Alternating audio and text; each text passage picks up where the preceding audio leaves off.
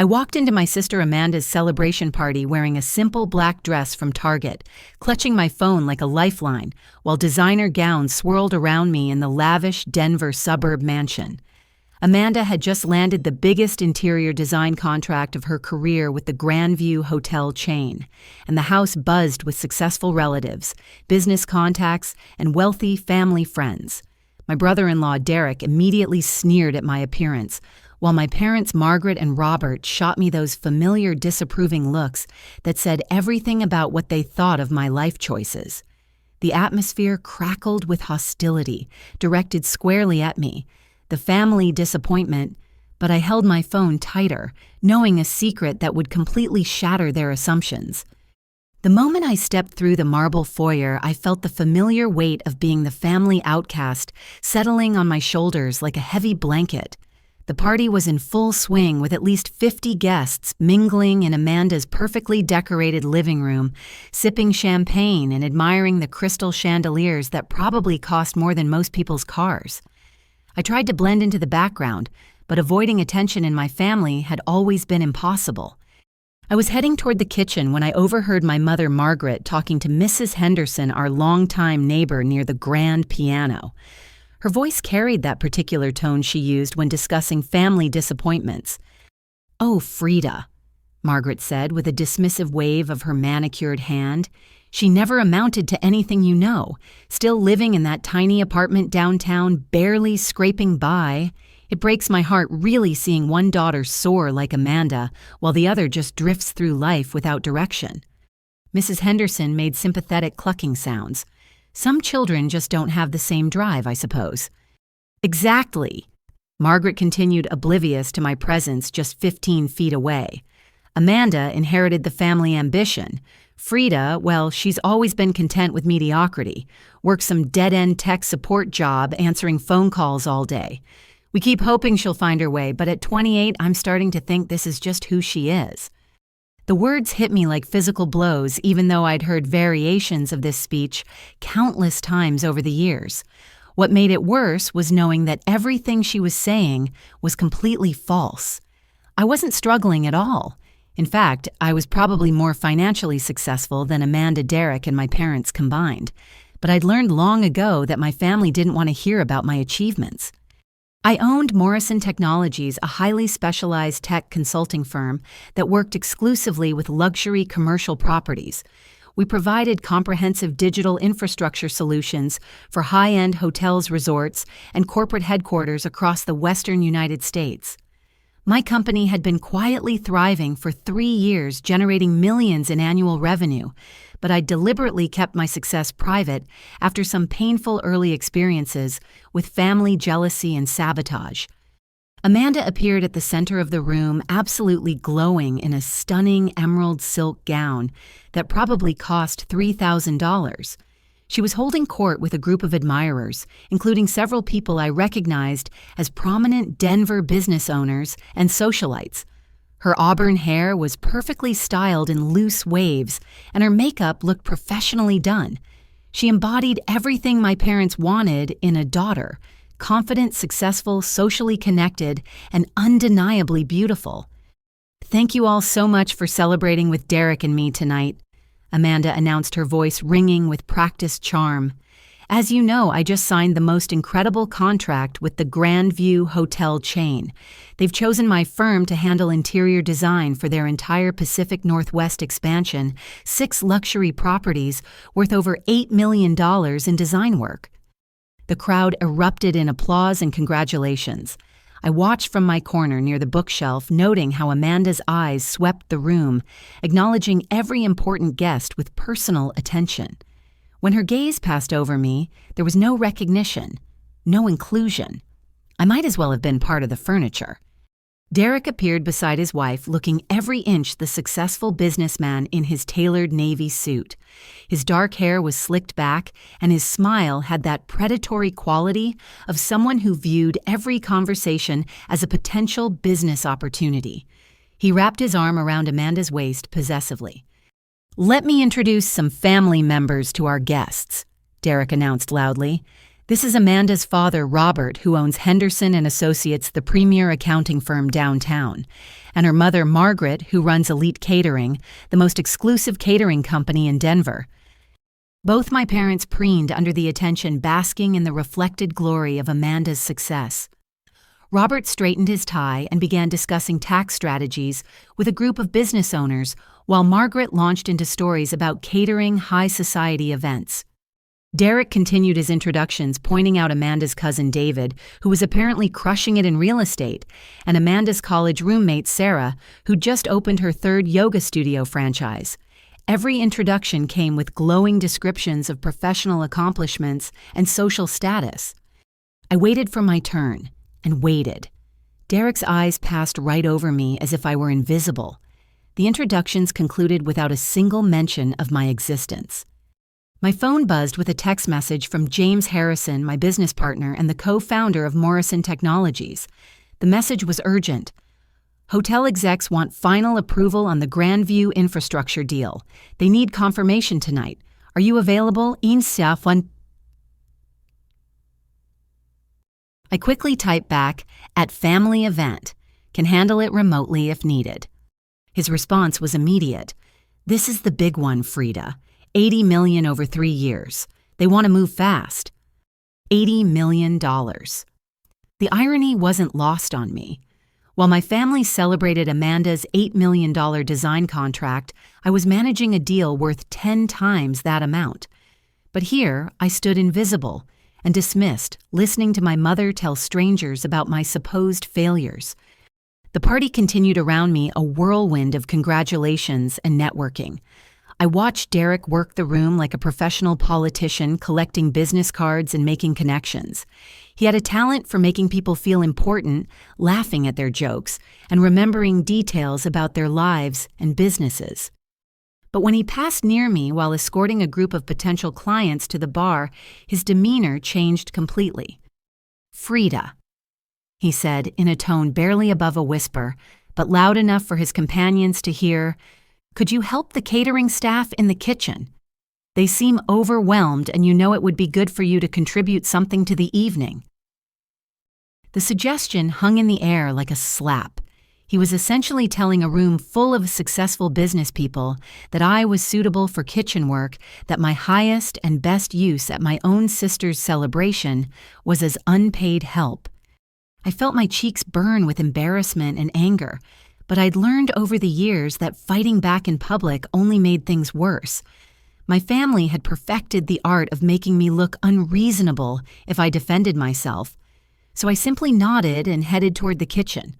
My phone clutched in my hand like a talisman. But as I walked away, I caught a fragment of Derek's conversation with his new acquaintances. "Amanda's sister," he was explaining in a stage whisper. "Bit of a family project, you know. We try to include her, help her feel useful. She's had some struggles finding her place in the world." The group made understanding murmurs, and I realized with crystal clarity that this wasn't just casual family dynamics. This was a systematic campaign to define me as the family failure to position Amanda's success against my supposed shortcomings. Every gathering, every introduction, every family story was crafted to reinforce this narrative. What they didn't know was that I'd been quietly building something extraordinary while they dismissed me as irrelevant. Morrison Technologies wasn't just successful, it was becoming a powerhouse in the luxury hospitality tech sector. Major hotel chains competed for our services. Fortune 500 companies sought our expertise. I'd created something my family couldn't even imagine, let alone understand. As I reached the kitchen doorway, my phone buzzed again. Another message from James. "Grandview CEO wants to accelerate timeline. This could be our biggest breakthrough yet." I looked back at the party, at Amanda glowing in the spotlight, at Derek networking aggressively at my parents, holding court with their success stories. They had no idea that the shy, unsuccessful daughter they'd written off was about to make a decision that would change everything. The kitchen staff was indeed busy preparing additional appetizer trays and refreshing champagne supplies, but I didn't join them. Instead, I stood in the doorway watching my family's celebration and waiting for the right moment to reveal the truth they'd refused to see for years. The kitchen hummed with professional efficiency as elite catering staff prepared endless trays of gourmet appetizers. I recognized several of the workers from previous family events, and they greeted me with genuine warmth that contrasted sharply with the reception I'd received from my own relatives. Maria, the head chef, immediately offered me a glass of sparkling cider and asked about my life with real interest. "How's the tech work going, mija?" she asked while arranging prosciutto-wrapped asparagus on silver platters. "Last time we talked, you were working on some big hotel project." I smiled, appreciating her genuine curiosity. "It's going really well, actually. Better than I ever expected." Before I could elaborate, Amanda's voice echoed from the living room, calling everyone to attention for another announcement. Maria and I moved to the kitchen doorway to listen along with the other catering staff, who were genuinely invested in the evening's success since my mother employed them regularly. Amanda stood on the marble steps leading to the second floor, using the elevation to command the room's attention. The lighting caught her emerald dress perfectly, and she looked every inch the successful businesswoman. Derek positioned himself beside her, one hand on the ornate iron railing, the other holding a champagne flute. "I want to share something special with all of you," Amanda began, her voice carrying easily across the crowded room. "This Grandview Hotel contract represents more than just business success. It's the culmination of years of building relationships, establishing trust, and proving myself in a competitive industry." The guests listened with rapt attention. These weren't just random partygoers, these were Denver's business elite. I recognized at least a dozen faces from the local business journal, including 2 city council members, the president of the Chamber of Commerce, and several development company executives. The Grandview chain isn't just expanding into the Pacific Northwest. Amanda continued, her confidence building with each word. They're creating a new standard for luxury hospitality. 6 properties in Seattle, Portland, and Vancouver, each one a flagship destination that will redefine what travelers expect from premium accommodations. She gestured toward Derek, who stepped forward with practiced timing.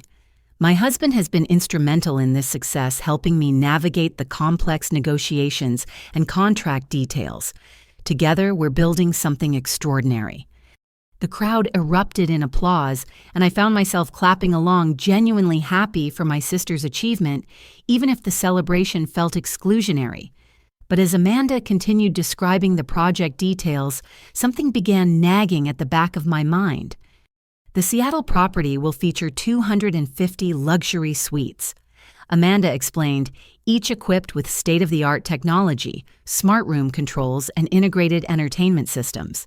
The Portland location will include a world-class spa with digital wellness tracking, automated climate controls, and immersive guest experience platforms. My breath caught in my throat. These weren't just generic hotel features, these were specific technological implementations that Morrison Technologies had designed and proposed. I'd spent months developing comprehensive digital infrastructure plans for luxury hotel chains, creating custom solutions that integrated guest services, operational efficiency, and cutting-edge amenities. Amanda continued, "The Vancouver property will showcase our most ambitious design, yet a fully integrated smart hotel experience where guests can control everything from lighting and temperature to entertainment and dining reservations through seamless mobile connectivity." Every detail she mentioned aligned perfectly with proposals I'd submitted to hotel executives over the past 6 months. The smart room controls the integrated entertainment systems, the digital wellness tracking. These were all Morrison Technologies, innovations that I'd personally developed and pitched. Derek took over the presentation, his voice filled with pride and authority. "What makes this project truly special is the level of technological sophistication involved. We're not just designing beautiful spaces, we're creating intelligent environments that anticipate guest needs and exceed expectations at every touchpoint." I felt dizzy as the realization washed over me. The technology Derek was describing so confidently was my technology. The integrated systems Amanda was taking credit for were solutions I'd spent countless hours perfecting. But how was that possible? How could they know about proprietary Morrison technologies, innovations? My phone buzzed urgently and I glanced down to see a message from James. Frieda, the Grandview executives are asking about coordination with design teams. They specifically mentioned someone named Amanda Morrison. Any relation? My heart pounded as the pieces began falling into place. Amanda Morrison. She'd been using my maiden name professionally, and somehow the hotel executives had connected her design work with my technology proposals. But Amanda had no idea about the connection, and neither did the rest of my family. I'd recommended Amanda's design services to Grandview executives months ago during preliminary discussions about the technology infrastructure. It had been a gesture of family loyalty, a way to help my sister's career while keeping my own involvement private. I'd simply mentioned that I knew an excellent interior designer who might be perfect for their expansion project. At the time, I'd thought it was a small favor connecting a talented designer with potential clients. I had no idea the recommendation would lead to Amanda's biggest contract ever. And now she was standing in front of Denver's business elite, celebrating a success that existed because of my behind-the-scenes influence. The irony was staggering.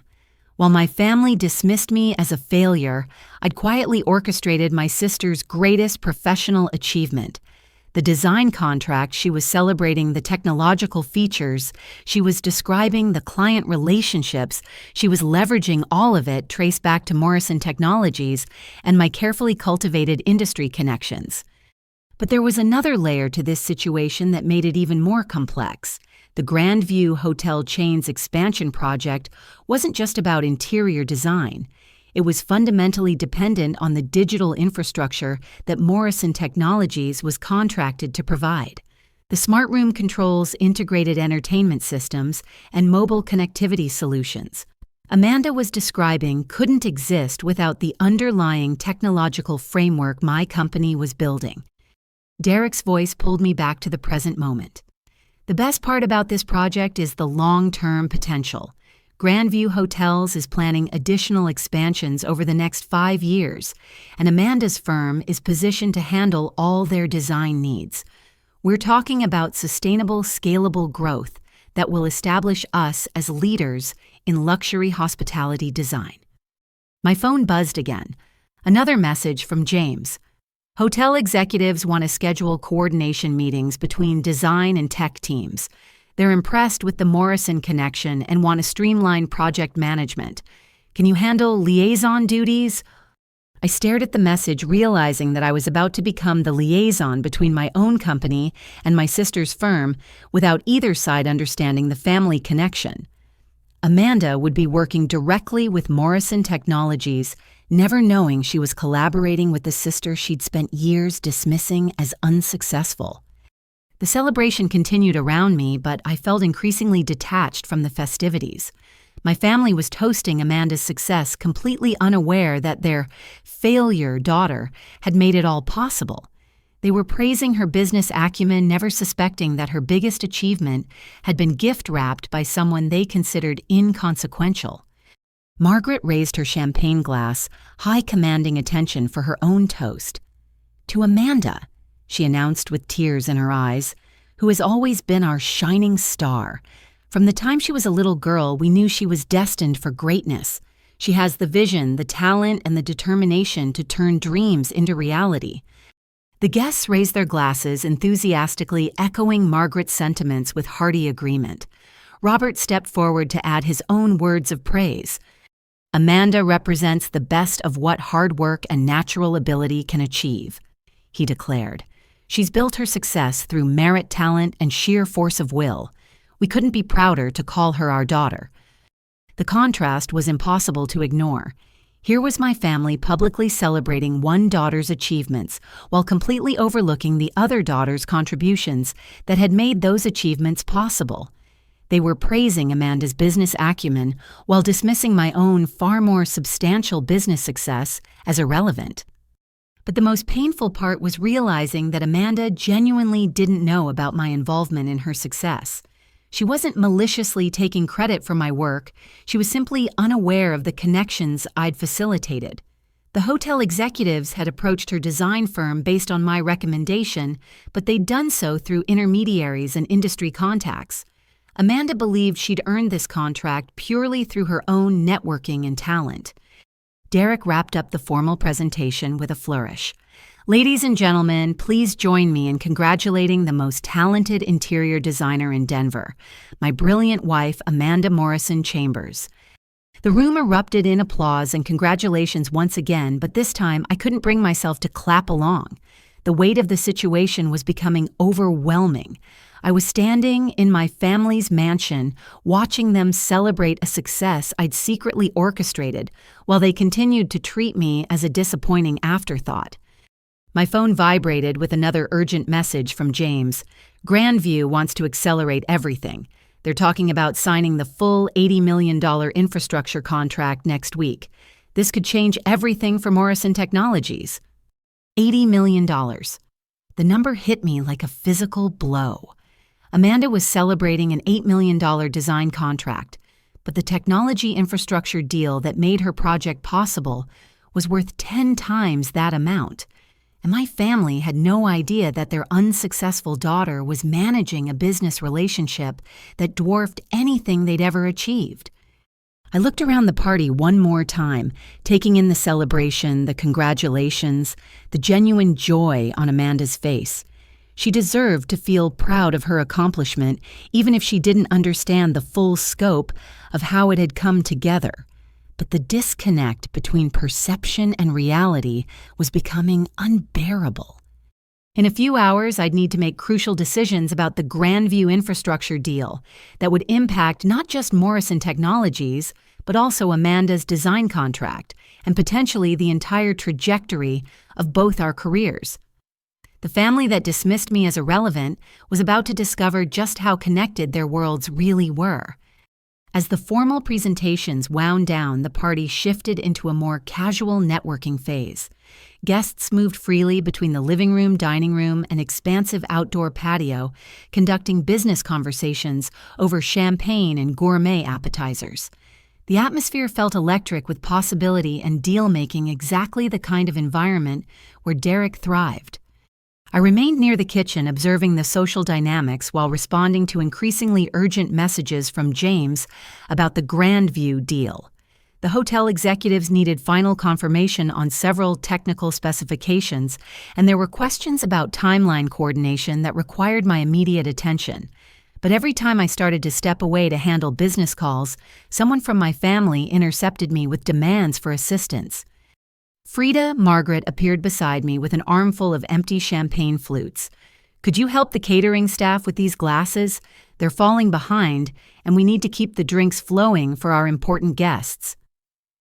It wasn't a request, it was a directive delivered in the tone of voice my mother used when she expected immediate compliance.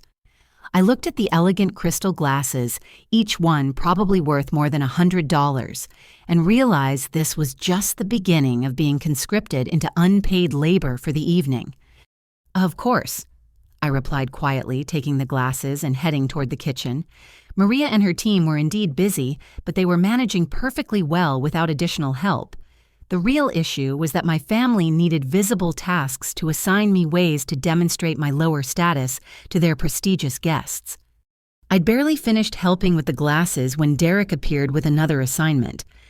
"Frieda, we need someone to manage the coat check situation," he announced, gesturing toward a growing pile of expensive outerwear in the front foyer.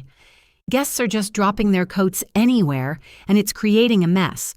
Could you organize that area and make sure everything stays secure?" The request was humiliating on multiple levels. First, it positioned me as hired help rather than family member. Second, it banished me from the main social areas where actual networking and conversation were taking place. Third, it implied that my time was less valuable than anyone else's at the party. But the most degrading aspect was Derek's tone of voice, which suggested he was doing me a favor by giving me something useful to do, as if my presence at my own sister's party was charity that needed to be earned through domestic service. I spent the next 45 minutes organizing designer coats, many of which cost more than most people's monthly rent. Armani jackets, Burberry trench coats, Canada, Goose parkas, worth over $1,000 each. I carefully arranged everything on Amanda's custom closet system, making sure each item was properly hung and tagged for easy retrieval. During this time, several guests assumed I was professional coat check staff. A prominent real estate developer handed me a $5 tip when I helped him with his cashmere overcoat. A city council member's wife thanked me for the excellent service and asked if I worked for Elite Catering regularly. Each interaction reinforced my invisible status at the party. These were people who moved in the same social circles as my family, who knew my parents professionally, who'd probably heard stories about the successful Amanda and her disappointing sister. None of them recognized me as a family member because Derek and my parents had effectively erased me from the family narrative. My phone continued buzzing with urgent business messages, but I couldn't step away to handle them properly. The Grandview deal required my full attention, and I was getting increasingly frustrated with being trapped in a servant role while million-dollar decisions waited for my input. Robert approached the coat check area around 9:30, leading a group of potential clients for his accounting firm. I heard him explaining his business philosophy and methodology to people who seemed genuinely interested in his services. The key to successful financial management, he was saying, is understanding that every business decision has tax implications and cash flow consequences. My firm specializes in helping successful families and businesses optimize their financial strategies. One of his companions, a woman I recognized as the owner of several restaurant franchises, nodded approvingly. That's exactly what we need, someone who understands the complexities of managing multiple revenue streams. Robert beamed with professional pride. Exactly. Take my family, for example. My daughter Amanda just landed a major hotel design contract, and the tax planning alone requires sophisticated strategies for managing project income equipment, depreciation, and subcontractor relationships. The group was clearly impressed, and Robert continued building his credibility by discussing his family's business successes. My wife Margaret runs the most exclusive catering company in Denver. She handles events for Fortune 500 executives, major political fundraisers, high society weddings. The financial complexity of that business requires someone who understands luxury service markets. As he spoke, Robert's eyes passed over me, arranging coats, but there was no acknowledgement, no introduction, no mention of having another daughter. I'd been completely edited out of the family success story, reduced to invisible domestic help, while he leveraged Amanda's achievements to attract new clients. The conversation continued for several minutes with Robert weaving stories about Amanda's business acumen and Margaret's entrepreneurial spirit. He painted a picture of a family blessed with exceptional talent and drive, conveniently omitting any mention of the daughter who didn't fit the narrative. When the group finally moved on to rejoin the party, Robert passed right by me without a word, but I caught his whispered comment to his wife later as they discussed the evening's networking success. "This party is perfect for business development," he told Margaret near the bar. "Everyone's so impressed with Amanda's achievement, it reflects well on the whole family. Shows we know how to raise successful children." Margaret agreed enthusiastically.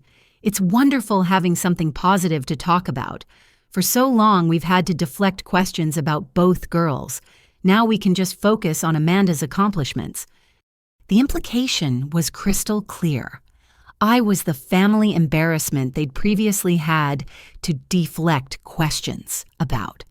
Amanda's success provided cover that allowed them to avoid discussing their other daughter's supposed failures. The relief in Margaret's voice was unmistakable. She was genuinely happy to have a family story that didn't require explaining away my existence.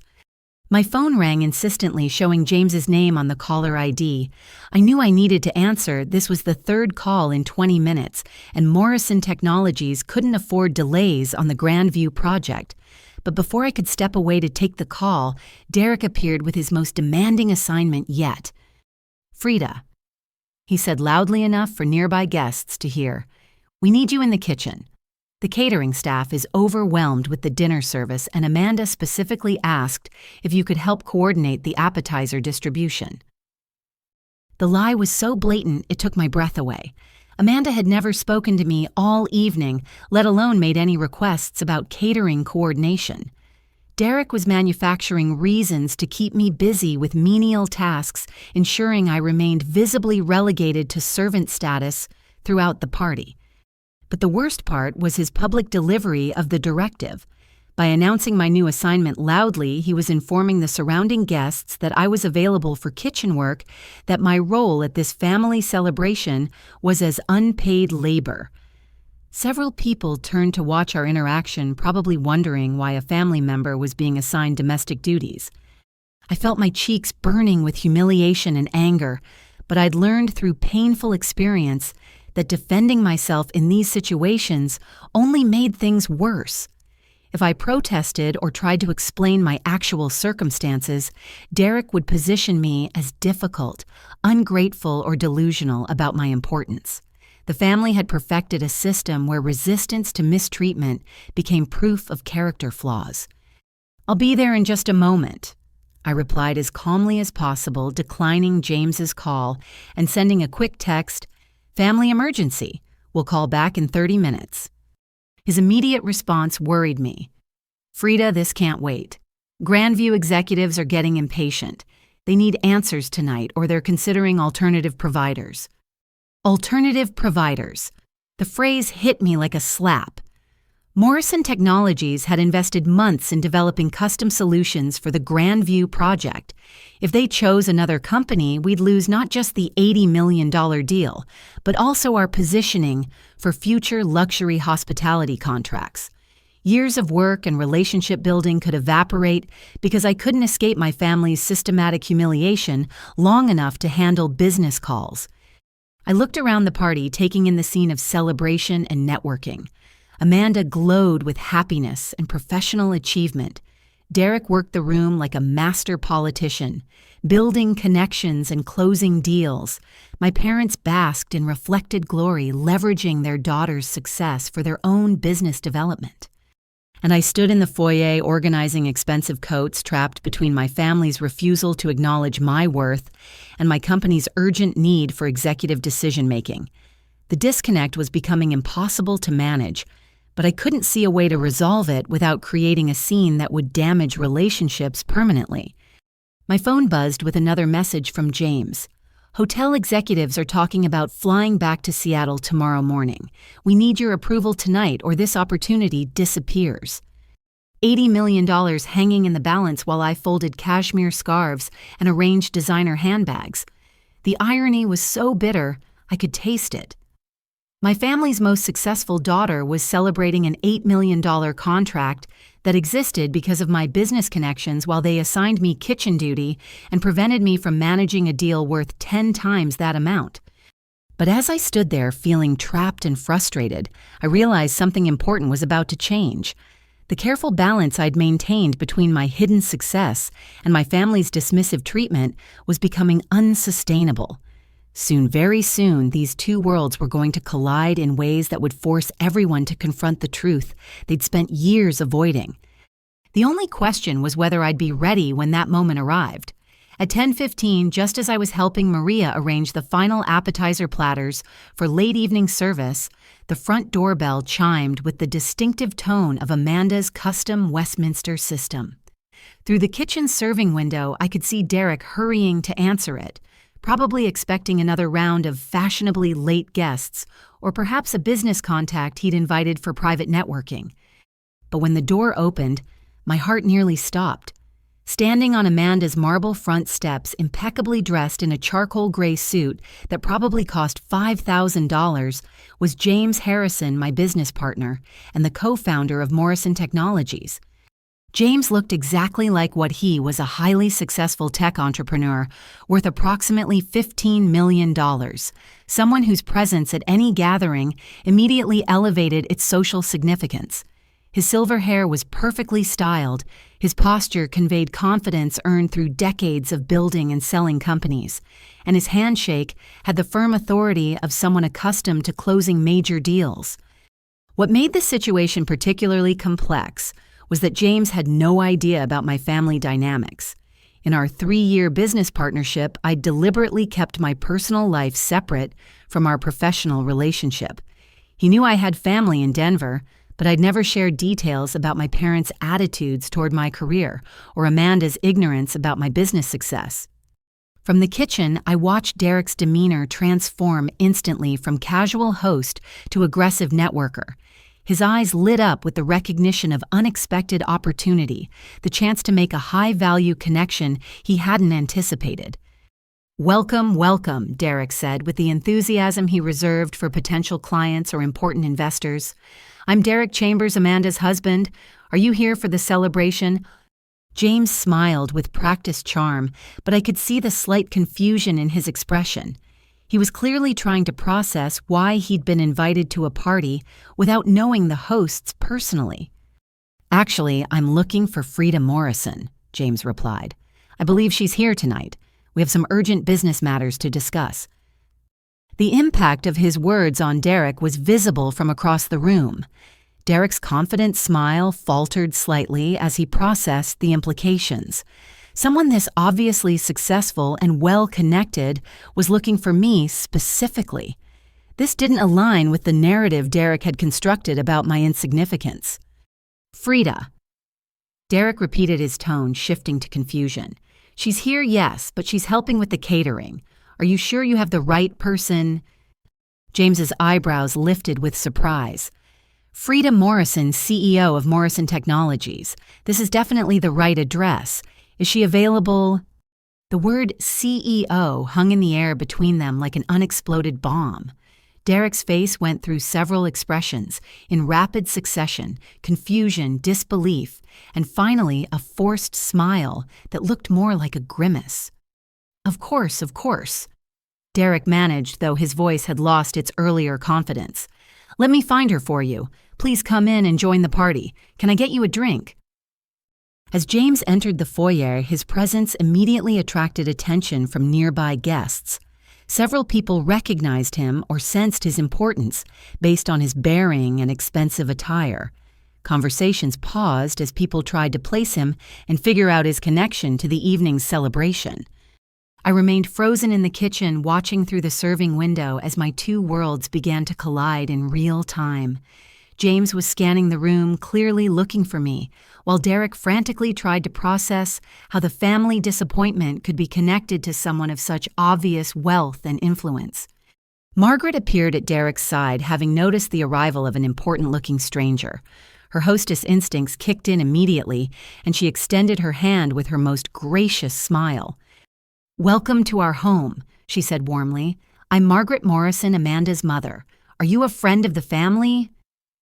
"Actually, I'm Frieda's business partner," James replied, accepting her handshake while continuing to search the room. "James Harrison, Morrison Technologies. We have some pressing matters to discuss tonight." Margaret's face went through the same sequence of expressions Derek had displayed: confusion, shock, and forced composure. The idea that her supposedly unsuccessful daughter had a business partner, let alone one who looked like a Fortune 500 executive, clearly challenged everything she thought she knew about my life. "Business partner," Margaret repeated faintly. "I think there might be some confusion. Frieda works in tech support." James smiled patiently the way he did when correcting misconceptions about our company. "No, she's the CEO of Morrison Technologies. We specialize in digital infrastructure for luxury hospitality properties. Quite successfully, I might add." The conversation was drawing more attention now. Amanda appeared drawn by the commotion, and several guests had paused their own conversations to listen. The elegant party atmosphere was shifting as people sensed something significant was happening. "I'm Amanda Chambers," my sister said, extending her hand with professional courtesy. "This is my celebration party. How do you know my sister?" "We've been business partners for 3 years," James explained. "Morrison Technologies is one of the fastest-growing firms in our sector. Frieda's vision and leadership have been instrumental in our success." Amanda's expression revealed her complete bewilderment. The sister she'd spent years dismissing as a failure was being described as a visionary leader by someone who clearly operated at the highest levels of business. "There must be some mistake," Amanda said hesitantly. Frieda doesn't run a company. She does phone support for some computer business. James looked genuinely puzzled now, glancing around the room as if trying to understand why everyone seemed confused about basic facts regarding his business partner. I'm sorry, but that's not accurate, he said firmly. Frieda founded Morrison Technologies after leaving her position at Integrated Solutions. She's been CEO for 3 years, and we've built the company into a major player in luxury hospitality technology. We're currently managing contracts worth over $100 million. The number hit the room like a physical force. $100 million. Amanda's $8 million contract, which had been the centerpiece of the evening's celebration, suddenly seemed modest by comparison. Derek recovered first, his networking instincts overriding his confusion. Well, this is wonderful news, he said with forced enthusiasm. We had no idea Frieda was involved in such significant business ventures. You must join us for drinks and celebration. But James was becoming increasingly concerned about the family's apparent ignorance regarding my professional life. I could see him processing the implications, wondering why my own family seemed shocked to learn about our company's success. Where is Frieda? He asked more urgently. We really do need to discuss some time-sensitive matters. Derek gestured vaguely toward the back of the house. She's helping with the catering in the kitchen. Let me get her for you. Helping with catering. James's tone shifted to something approaching alarm. Why would the CEO of Morrison Technologies be doing catering work at a family party? The question hung in the air, highlighting the absurdity of the situation in ways that made everyone uncomfortable. Why indeed would a successful company executive be relegated to kitchen duty at her own sister's celebration? Margaret tried to smooth over the awkward moment. Oh, family gatherings. Everyone pitches in to help make the evening special. But James wasn't buying the explanation.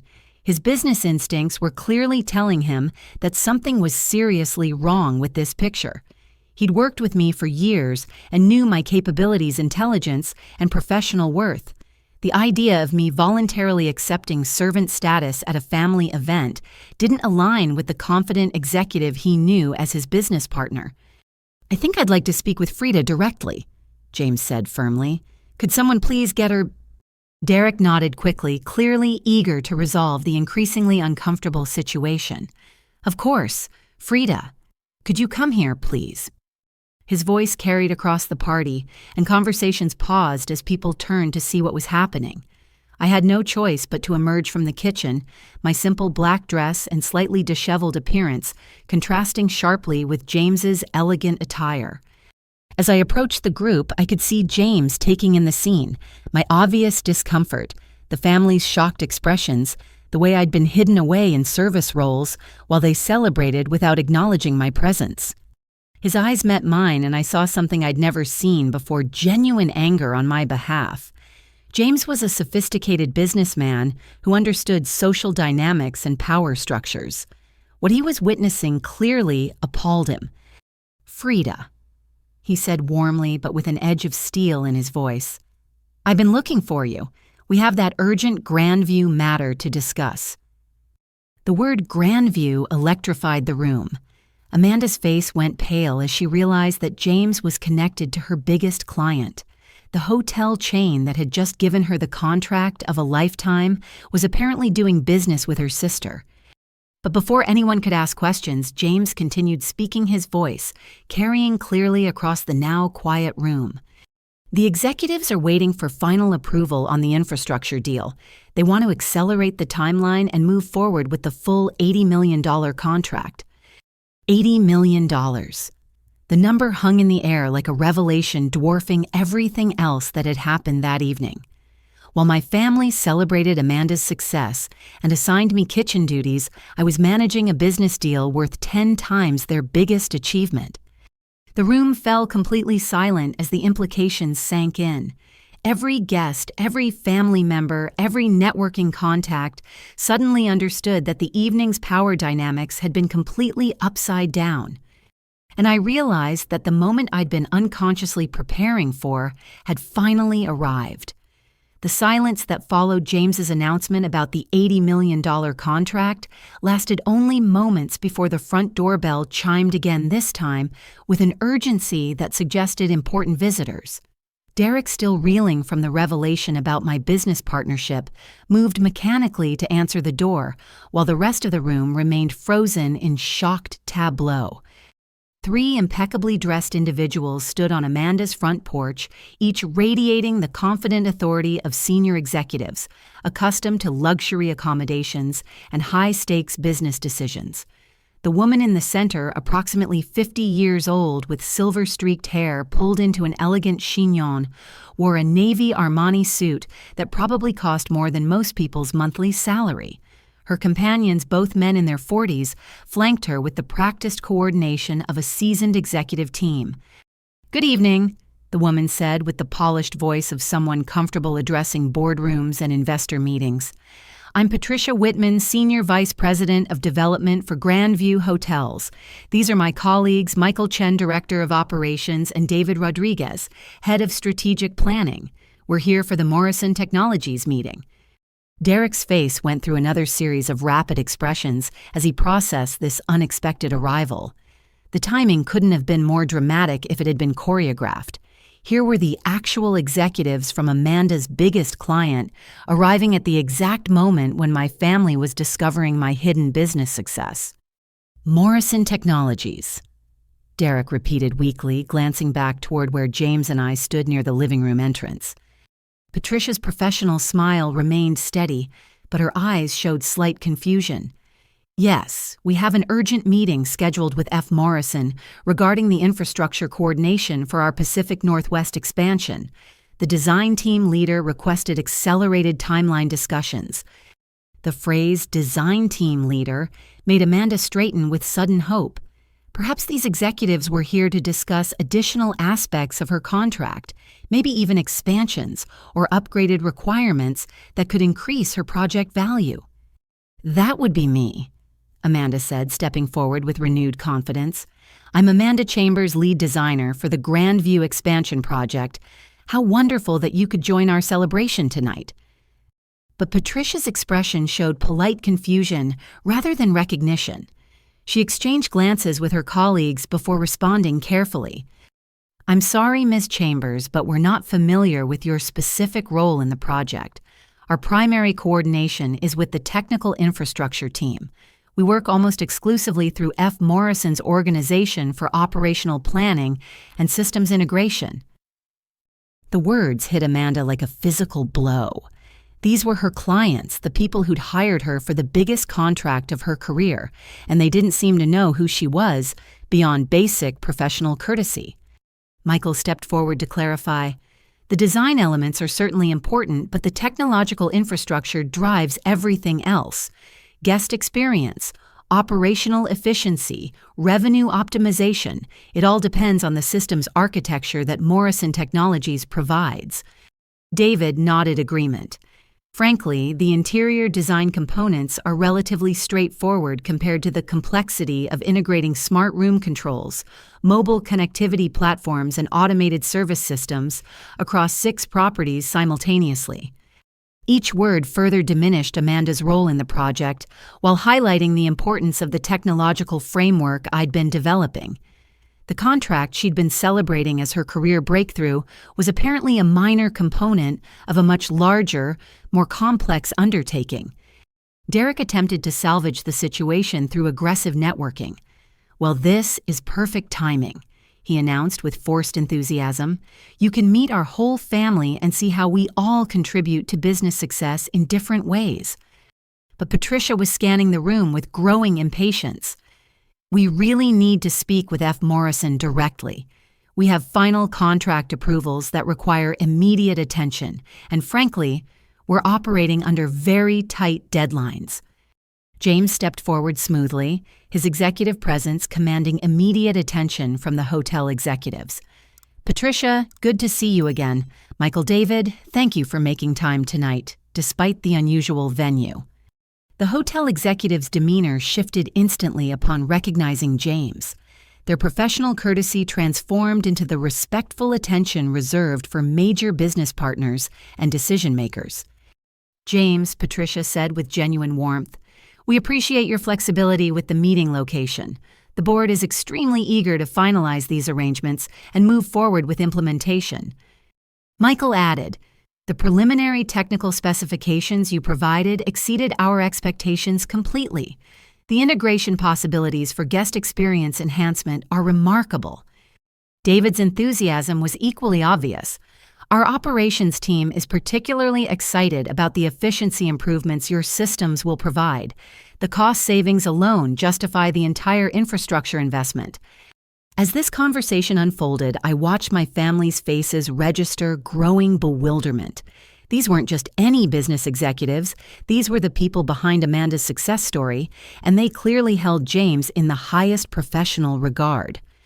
But what happened next completely shattered any remaining illusions about the evening's power dynamics. "Where is F. Morrison tonight?" Patricia asked, looking around the room expectantly.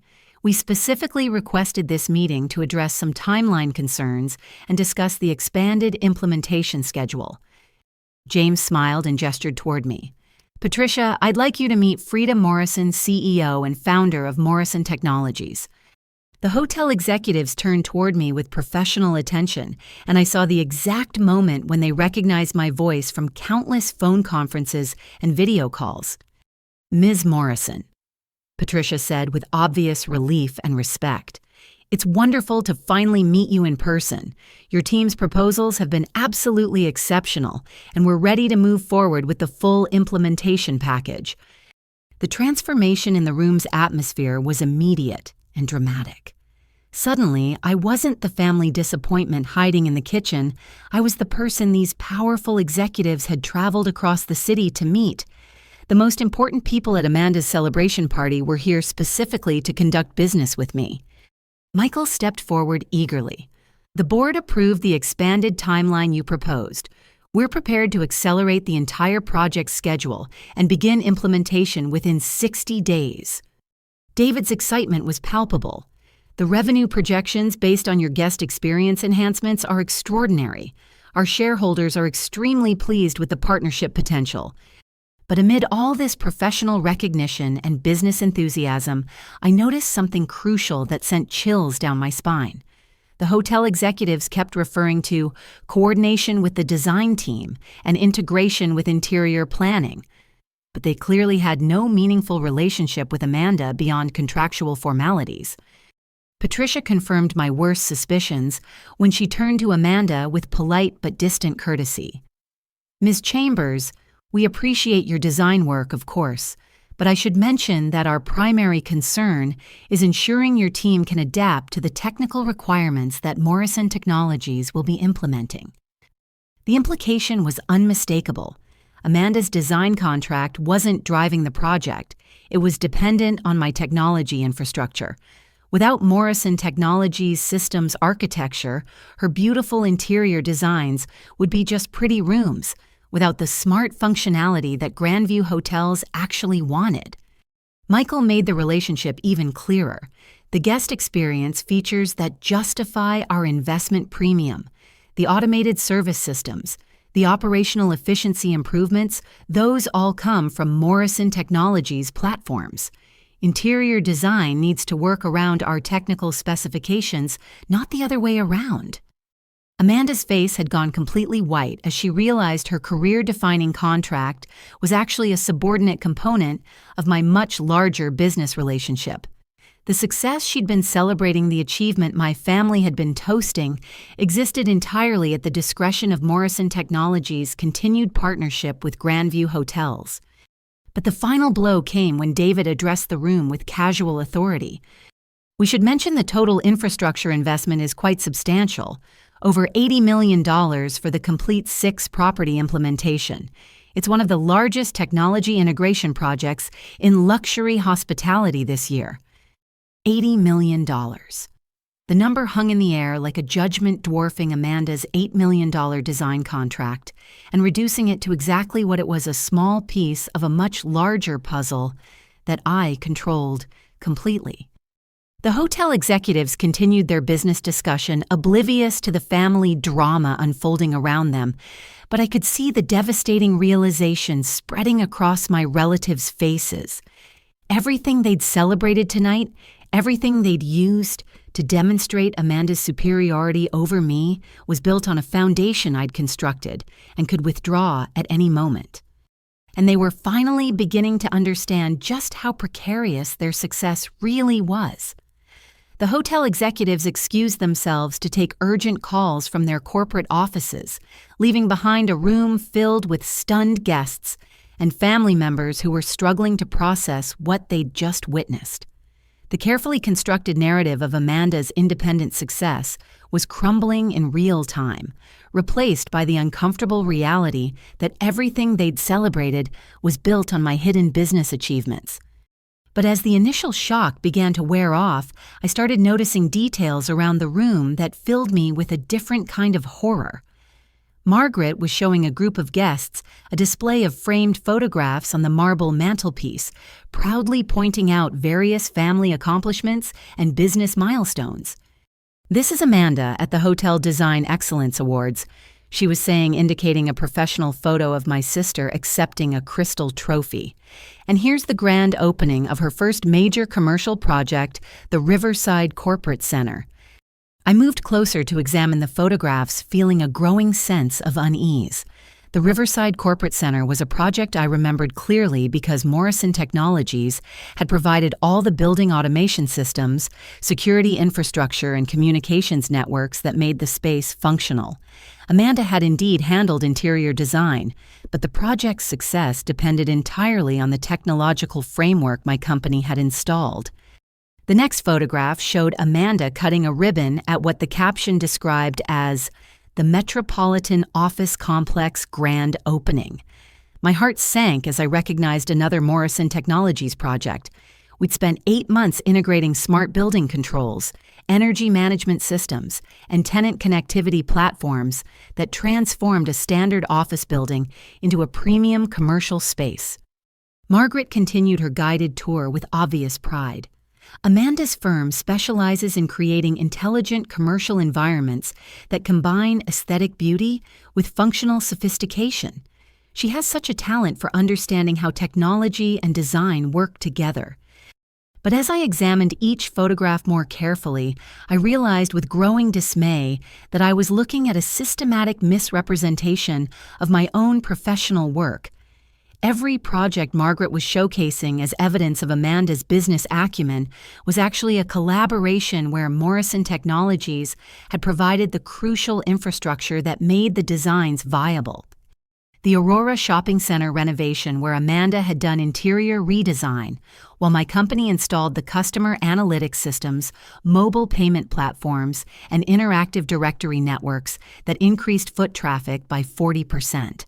The downtown conference center expansion, where her aesthetic improvements were successful only because of the audio-visual system's wireless connectivity and automated meeting room controls that Morrison Technologies had engineered. Project after project, photograph after photograph, I was seeing my own work being credited to Amanda's design genius. Not through any deliberate fraud, but because my family had unconsciously erased my contributions from every story they told about our professional lives. James appeared beside me, studying the photograph display with increasing concern. As someone who'd worked closely with me for years, he recognized many of the projects and understood exactly what we were looking at. "Frieda," he said quietly, "these are all Morrison Technologies installations. Why is your family presenting them as exclusively design achievements?" Before I could answer, Robert joined our conversation, clearly hoping to impress James with stories about our family's business successes. "Amanda has always had an extraordinary ability to envision how spaces can be transformed," he said proudly. "Take the Riverside project, for example. She convinced the developers to invest in cutting-edge technology integration that revolutionized the entire building's functionality." James's eyebrows lifted with surprise. "Actually, Robert, that was Frieda's project.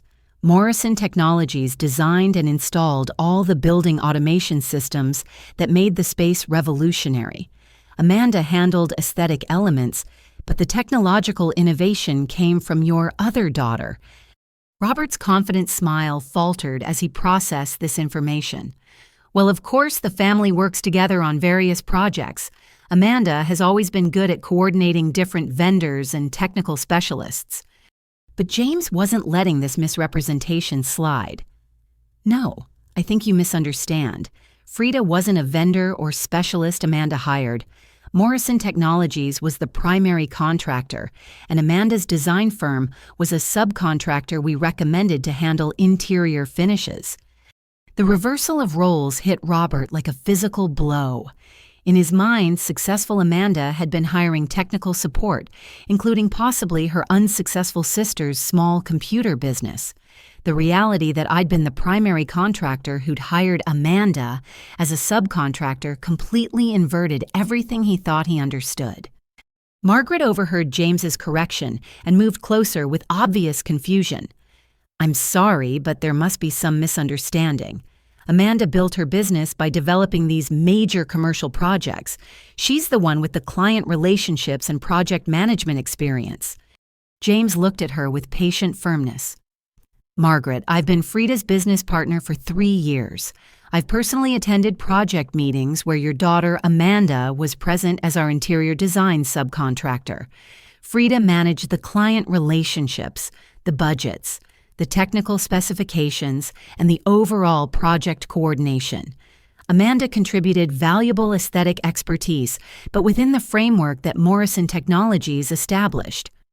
Each word James spoke further demolished the family mythology that had positioned Amanda as the successful entrepreneur and me as the struggling failure.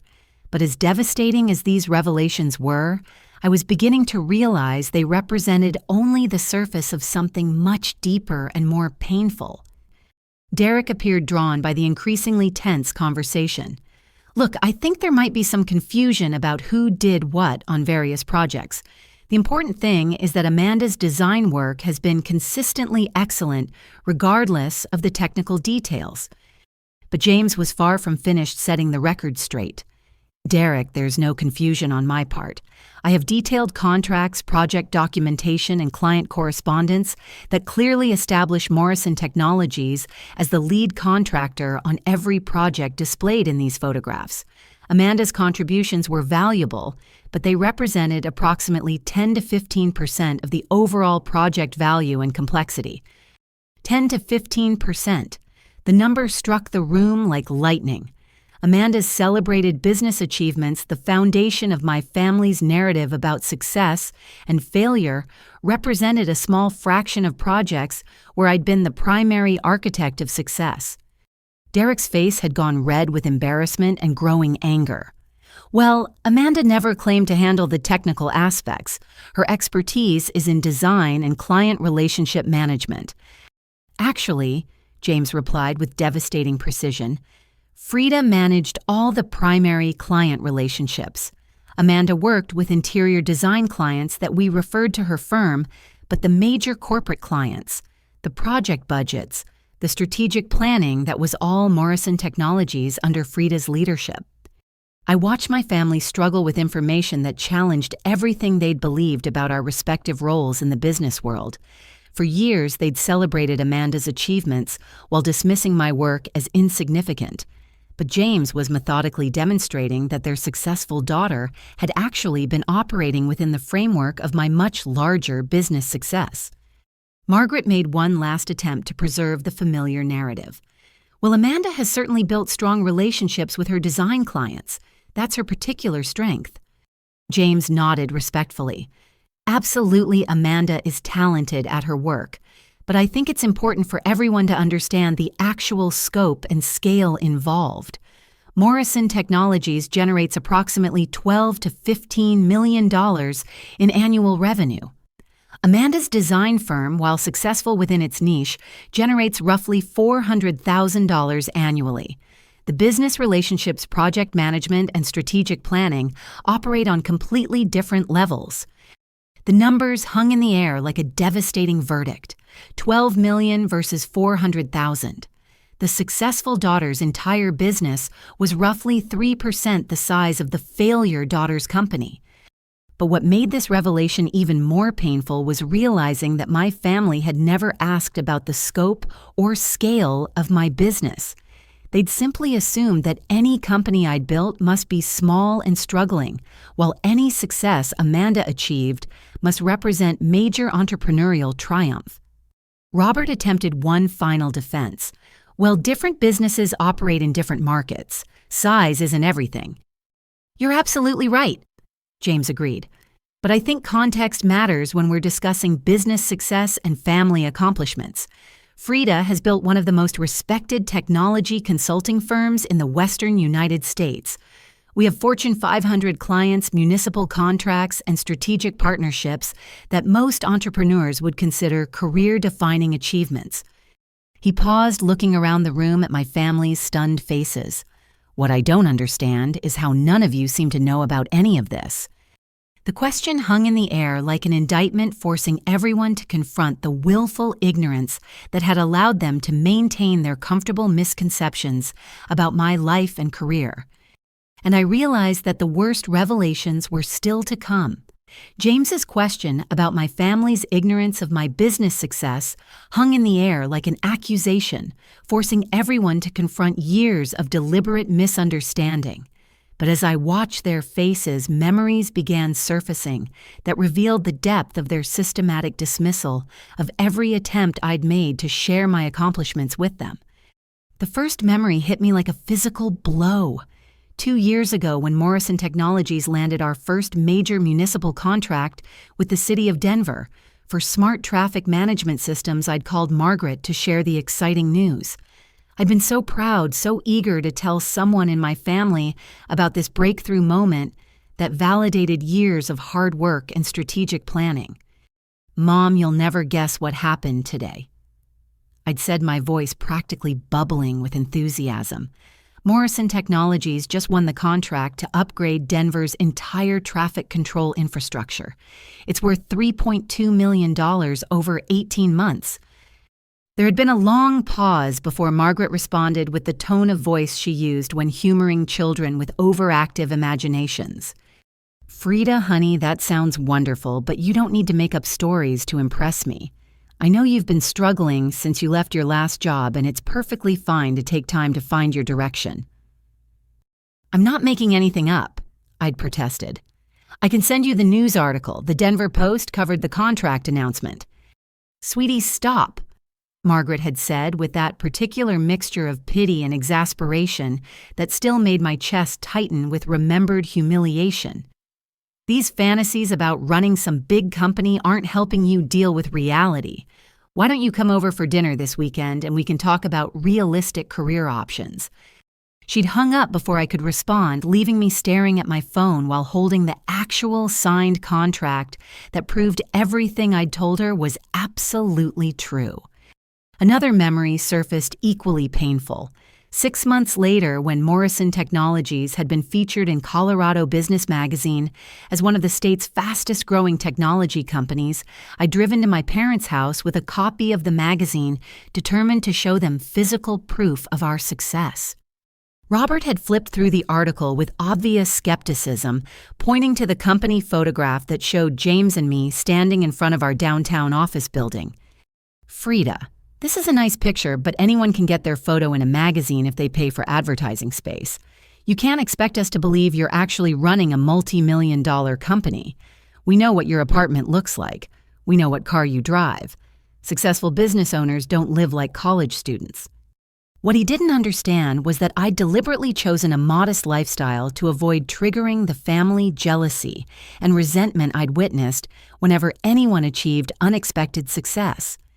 I drove a reliable Honda and lived in a simple one-bedroom apartment because flashy displays of wealth had always caused problems in our family dynamic. "Dad, this isn't a paid advertisement," I'd explained patiently. "This is a legitimate business profile. The reporter interviewed our clients, verified our revenue figures, and spent 2 days at our office documenting our operations."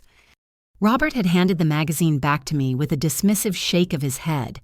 "Honey, I've been in business for 30 years.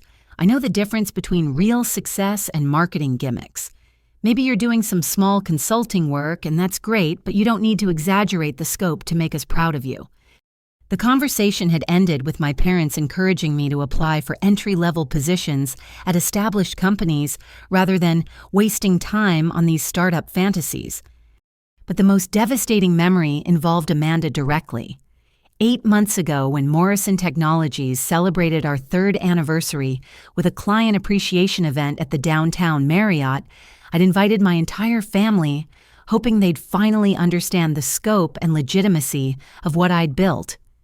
Amanda had agreed to attend, but called the morning of the event to cancel. "I'm sorry, Frieda, but Derek and I just can't make it," she'd said with obvious discomfort. "We have a real networking event tonight with actual business leaders, and we can't afford to miss those opportunities for something that's more like a hobby celebration." "Amanda, this isn't a hobby," I'd said, feeling my heart breaking with disappointment. "We're expecting over 200 clients and industry partners. The mayor is giving a speech about innovation in Denver business. Look, I don't want to hurt your feelings, but we both know this computer stuff isn't a real business. Maybe you're making a little money on the side, and that's wonderful, but Derek and I need to focus on legitimate professional opportunities." She'd hung up, leaving me to attend my own company's major celebration alone, without a single family member present, to witness what should have been one of the proudest moments of my career.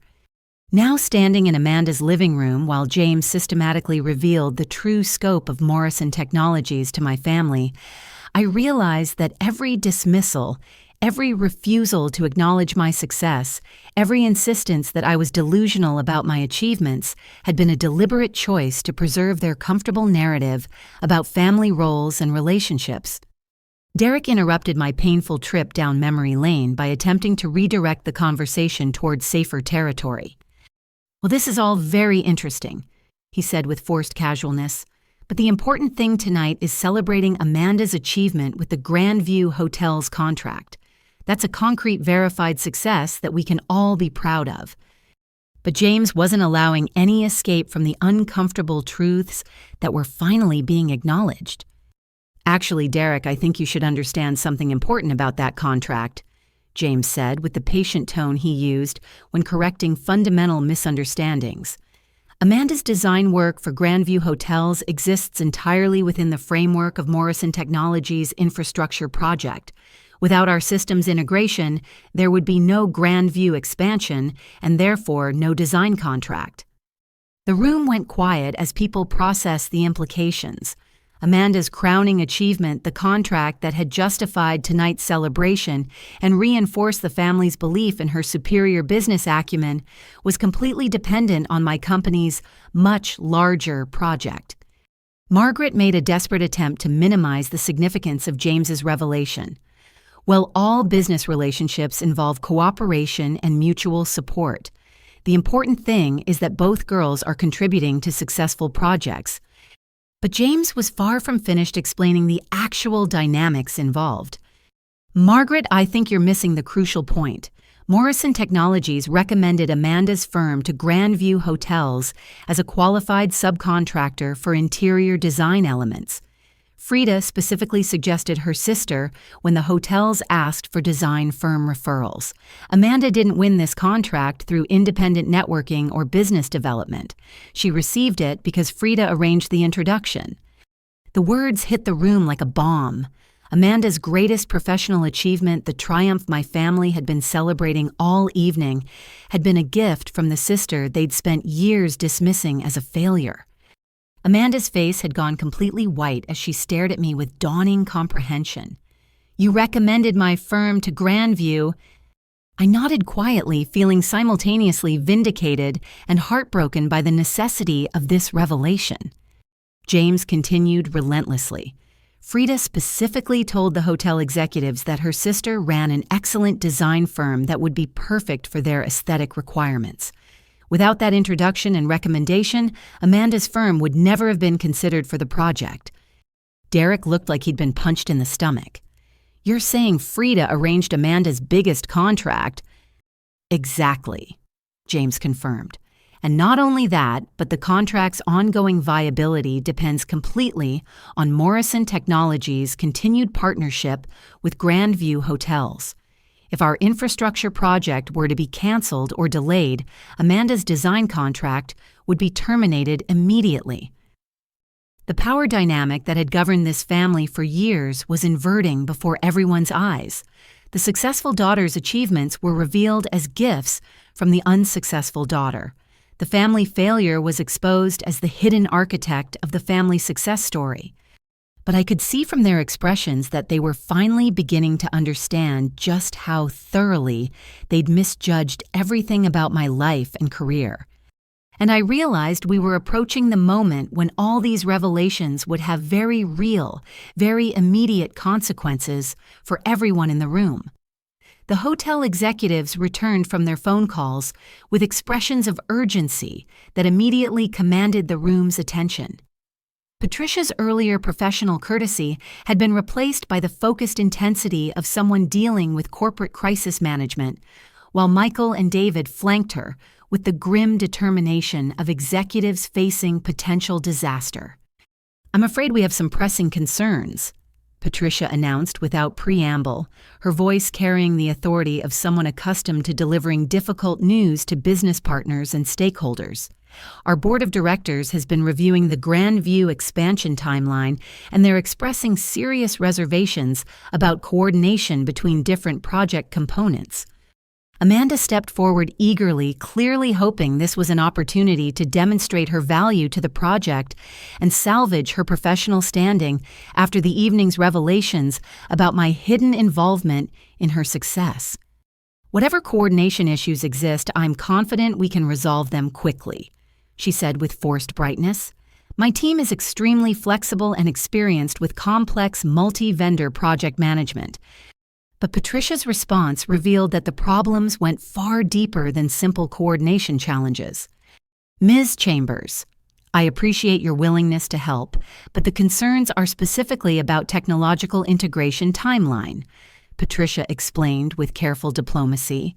"The board is questioning whether the interior design timeline can accommodate the extensive infrastructure installation that Morrison Technologies needs to complete." Michael stepped forward to clarify the technical implications. The smart room system's automated building controls and integrated guest experience platforms require substantial pre-construction work, electrical systems, data network installation, server room preparation. These elements need to be completed before any cosmetic design work can begin. David added his own sobering perspective.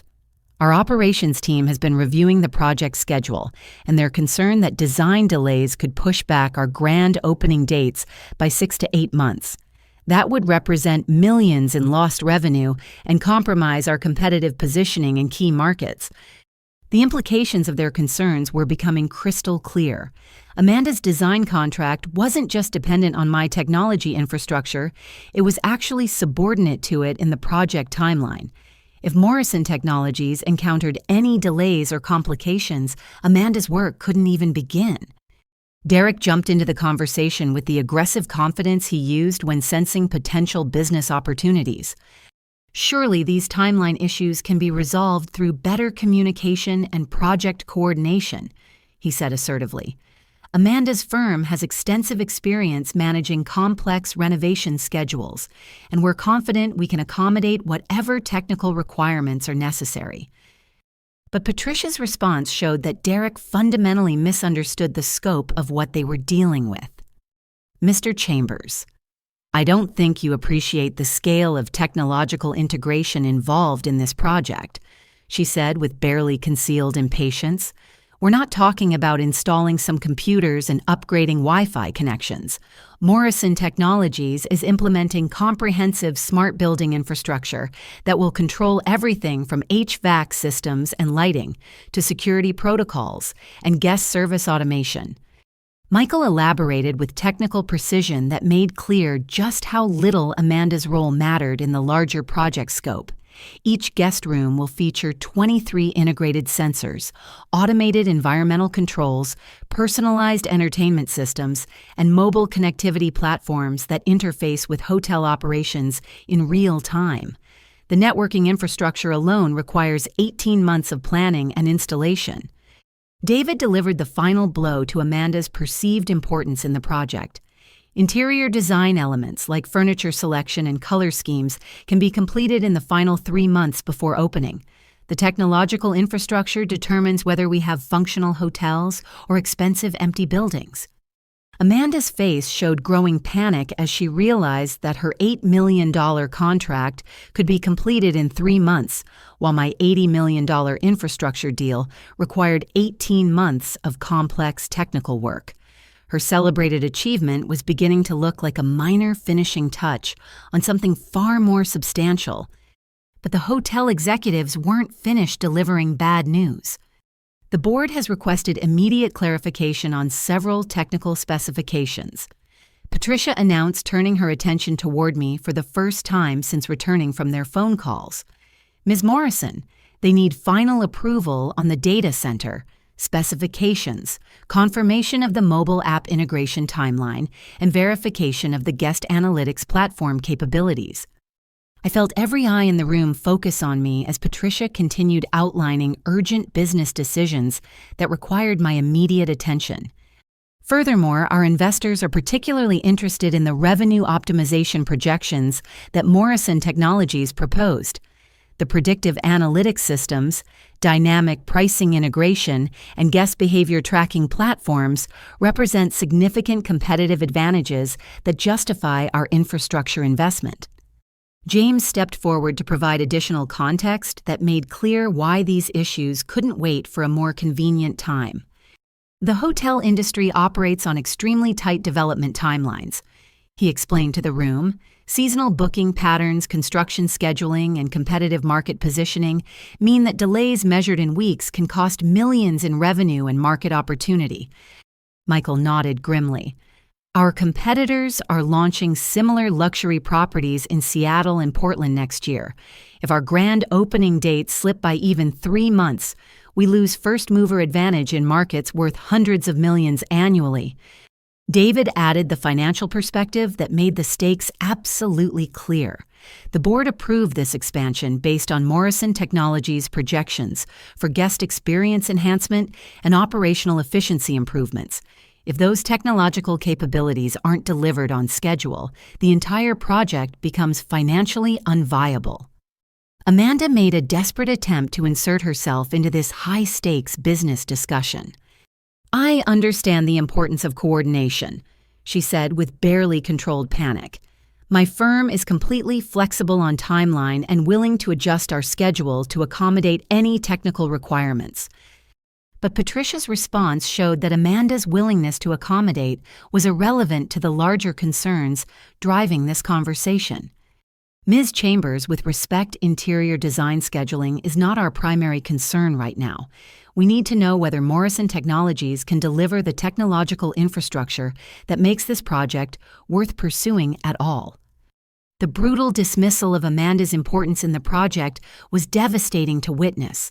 The sister who'd been celebrated all evening as the family's business success story was being politely but firmly told that her contributions were peripheral to what really mattered. But the most alarming development came when Patricia turned back to me with obvious frustration.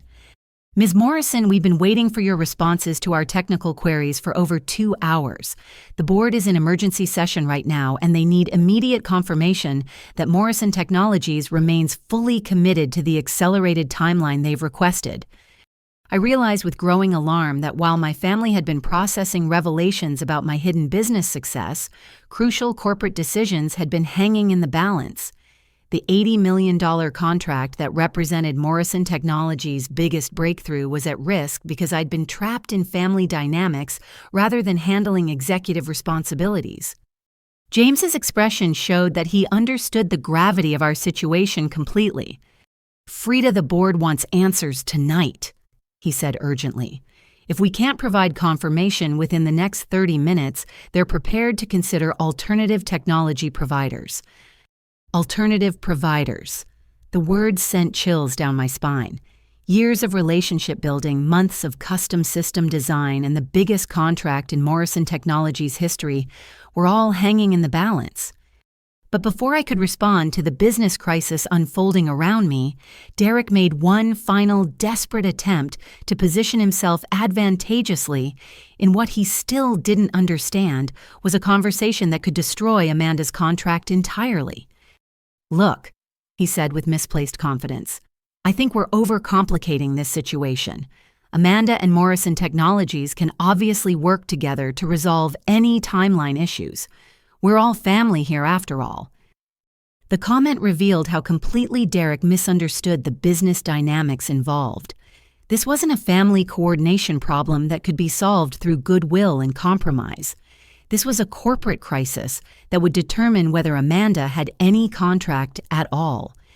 And as Patricia's increasingly impatient expression made clear my family was about to discover just how quickly professional success could evaporate when the underlying business relationships shifted, Derek's mention of family cooperation seemed to trigger something in Patricia's executive mindset, and her expression shifted from impatience to active alarm.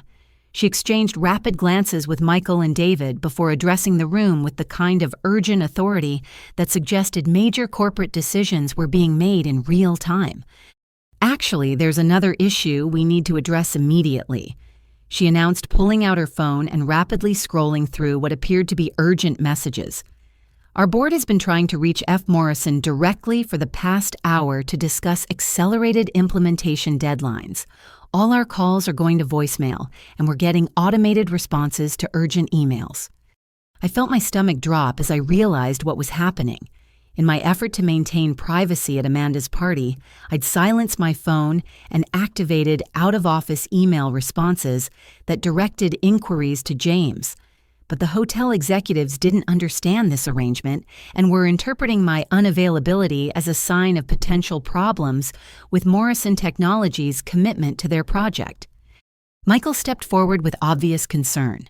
"The board specifically requested communication with F. Morrison tonight because they want personal assurance from the company founder about meeting the accelerated timeline.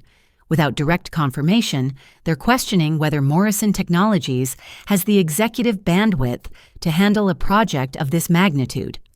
David added the devastating corporate context.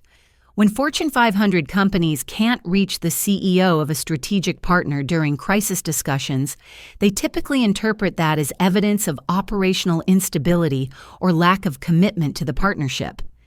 Derek's face lit up with sudden understanding, but it was the wrong kind of understanding entirely.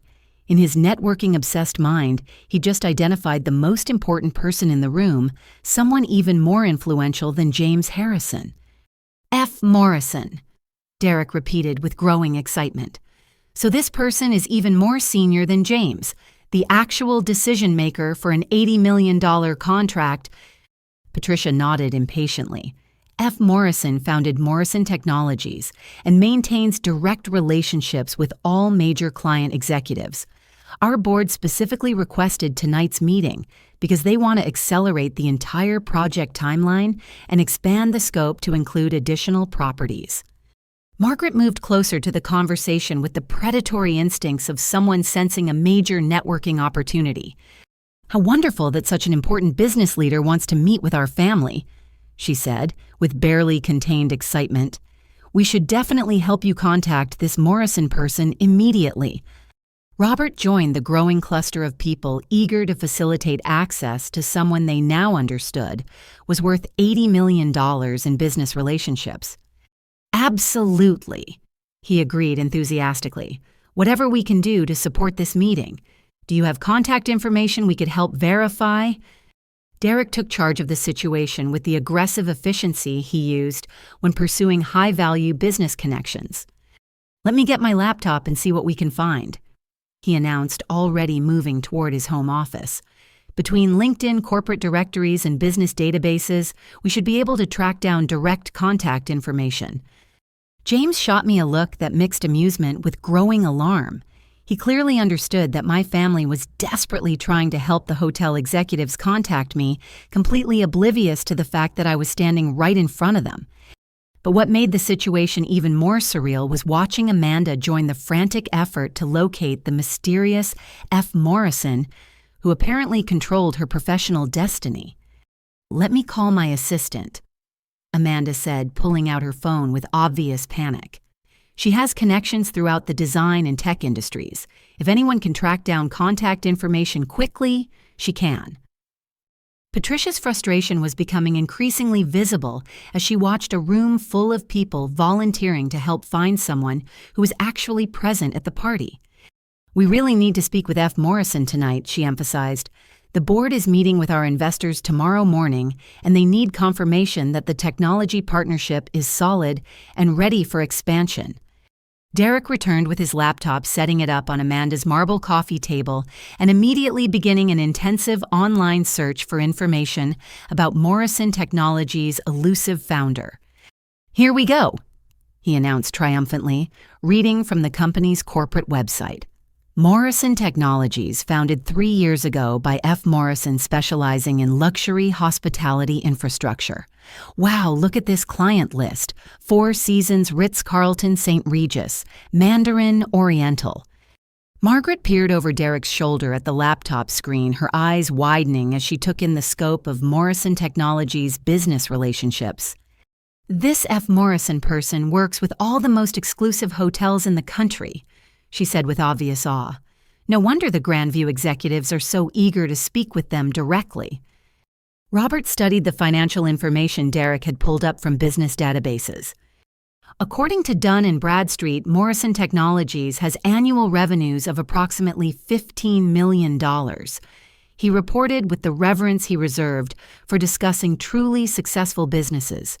This F. Morrison built a major enterprise from scratch in just 3 years.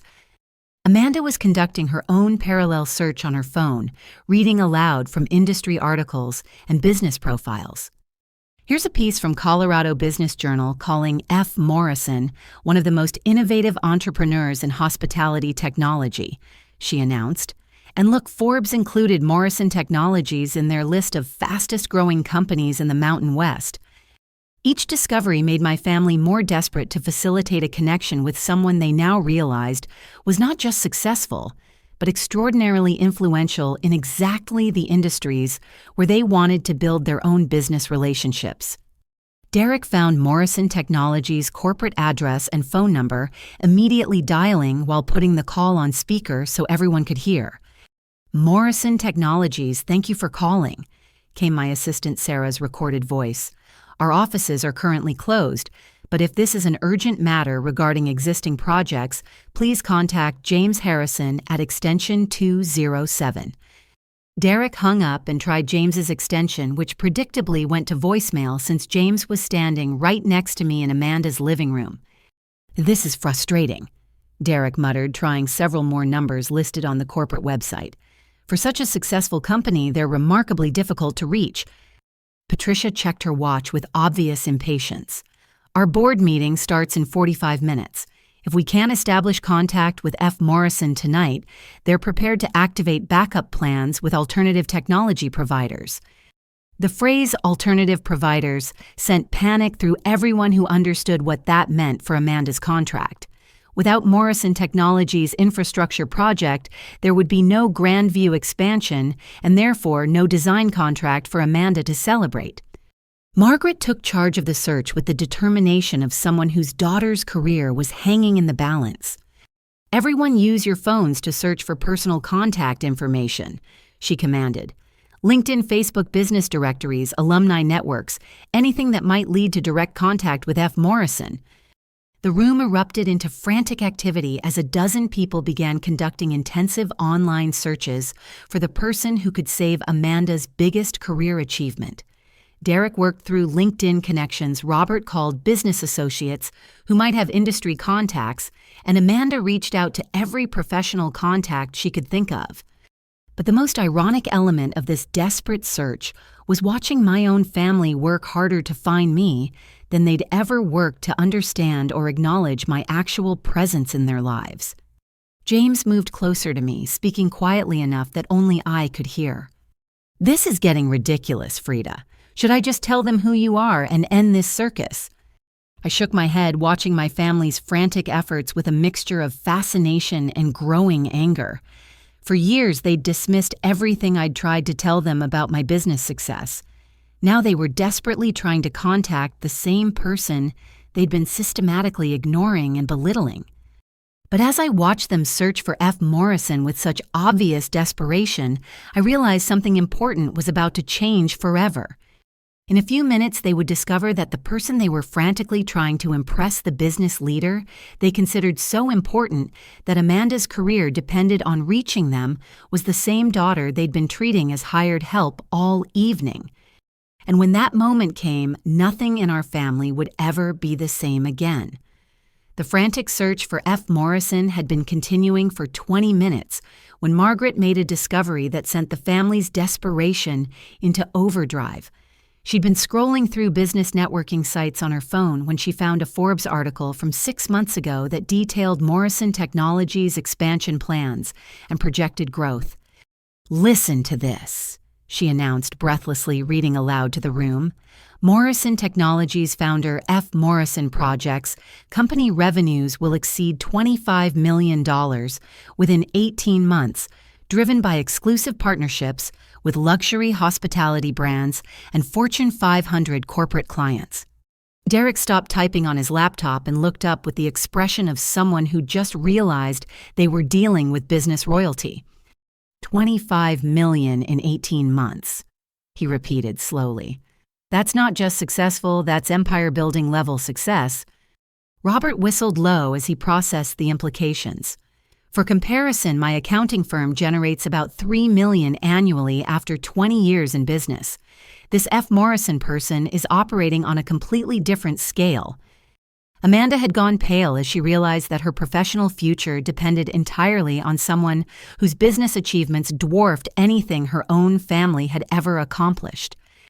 "We have to find a way to reach this person," she said with barely controlled panic. "My entire contract depends on Morrison Technologies staying committed to the Grandview project." Patricia checked her watch again, her impatience turning to genuine alarm. "I need to be completely honest with everyone. Our board is not just considering alternative technology providers. They're actively negotiating with 2 backup companies right now. If F. Morrison doesn't confirm commitment to the accelerated timeline within the next 20 minutes, our backup contracts become primary agreements." The revelation that alternative providers were already being negotiated sent shockwaves through the room. Amanda's $8 million contract wasn't just at risk, it was hanging by a thread that could snap at any moment. Derek immediately shifted into crisis management mode, the same aggressive problem-solving approach he used when major deals were threatening to collapse. "Okay, everyone, we need to think strategically about this," he announced, taking charge of the room with the authority of someone accustomed to high-pressure business situations. "What assets do we have that might help us reach F. Morrison?" Margaret stepped forward eagerly. "I've been thinking about this. We know Morrison Technologies works with luxury hotels and high-end corporate clients. My catering company serves many of those same markets. I might have connections who've worked with their team." Robert nodded enthusiastically. "And my accounting firm handles several technology companies. Maybe some of our clients have had business relationships with Morrison Technologies." But Derek's next suggestion revealed just how desperately the family was willing to exploit any available resource. "What about Frieda?" he said, turning toward me with sudden interest. "She works in tech support, right? Even if it's a different company, she might have industry contacts who know how to reach Morrison Technologies executives." The irony of Derek's suggestion was so profound it left me momentarily speechless. He was essentially asking me to help him find myself completely oblivious to the fact that the person he was desperately trying to reach was standing directly in front of him. Margaret's eyes lit up with sudden hope. "That's brilliant, Derek. Frieda might be our best chance at making the right connections." Amanda turned toward me with an expression that mixed desperate hope with barely concealed condescension. "Frieda, this is really important," she said with the tone of voice she used when explaining complex concepts to children. "Could you use your computer skills to help us track down contact information for F. Morrison? Maybe there are technical databases or industry directories that only people in your field know about." Robert joined the chorus of family members, suddenly very interested in my potential usefulness. Frieda. We know you've had some challenges building your own career, but this could be a chance for you to help Amanda with something really significant, he said with the patronizing encouragement he used when trying to motivate underperforming employees. Sometimes helping successful family members is how we find our own path to contribution. Derek took the exploitation even further, essentially offering to trade my services for access to the powerful executive they needed to impress. "Here's what I'm thinking," he announced with the strategic confidence he used when structuring complex business deals. "Frieda, if you can help us make contact with F. Morrison tonight, I'll personally introduce you to 3 major technology companies that might have entry-level positions available. This could be your chance to finally get your career on track."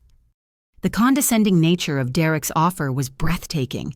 He was essentially proposing to reward my help in finding myself by offering me the kind of job opportunities that entry-level tech workers might value. The CEO of a $15 million company was being offered entry-level job referrals as payment for helping her family reach the CEO of her own company. Margaret elaborated on Derek's proposal with obvious excitement. "And I could introduce you to some of my catering clients who might need administrative assistance or event coordination help. This could be exactly what you need to get your professional life moving in the right direction." Amanda added her own incentive to the growing pile of rewards being offered for my cooperation. "If you help us solve this crisis, I'll ask my design clients if they need any support staff for filing phone answering or basic office tasks," she said with the generous tone of someone offering charity to a desperate relative. "I know you've been looking for stable employment." The family was essentially auctioning off their connections and resources, offering me scraps from their professional tables in exchange for helping them reach the most important business contact any of them had ever needed to impress. But Robert's contribution to this patronizing negotiation revealed the depth of their misunderstanding about my actual circumstances. "Frieda, I want to be direct with you about something," he said with the serious tone he used when discussing financial realities with struggling clients. "I know you've been having trouble making ends meet living in that small apartment downtown driving that old Honda. This could be your chance to earn some real money." He paused dramatically, clearly preparing to make what he considered a generous offer. "If you can help us contact F. Morrison and save Amanda's contract, I'll pay you $5,000 out of my own pocket. That's more money than you've probably seen at one time in years." $5,000. The amount was so absurdly small compared to my actual financial position that I almost laughed out loud. Robert was offering to pay me roughly what Morrison Technologies generated in revenue every 3 hours, as if it represented life-changing money for someone he assumed was barely surviving financially. Derek built on Robert's offer with additional financial incentives. "And if F. Morrison agrees to maintain the Grandview partnership, I'll add another $3,000 to that payment," he announced magnanimously. $8,000 total for helping your family during a crisis. Margaret couldn't resist adding her own contribution to the growing pot of rewards being offered for my assistance. "Plus, I'll cater your next birthday party completely free," she said with obvious pride in her generosity. "That's easily worth $1,500 in premium catering services." Amanda topped off the family's collective bribery attempt with her own version of valuable compensation. "And I'll design a complete makeover for your apartment at no charge," she added enthusiastically. "Professional interior design consultation, furniture selection, color coordination, everything you need to create a space that reflects success and sophistication." The family had essentially created a reward package worth approximately $10,000 in cash and services, offering it to me as payment for helping them contact the person who controlled their professional destinies, completely unaware that they were bribing me with pocket change to introduce them to myself.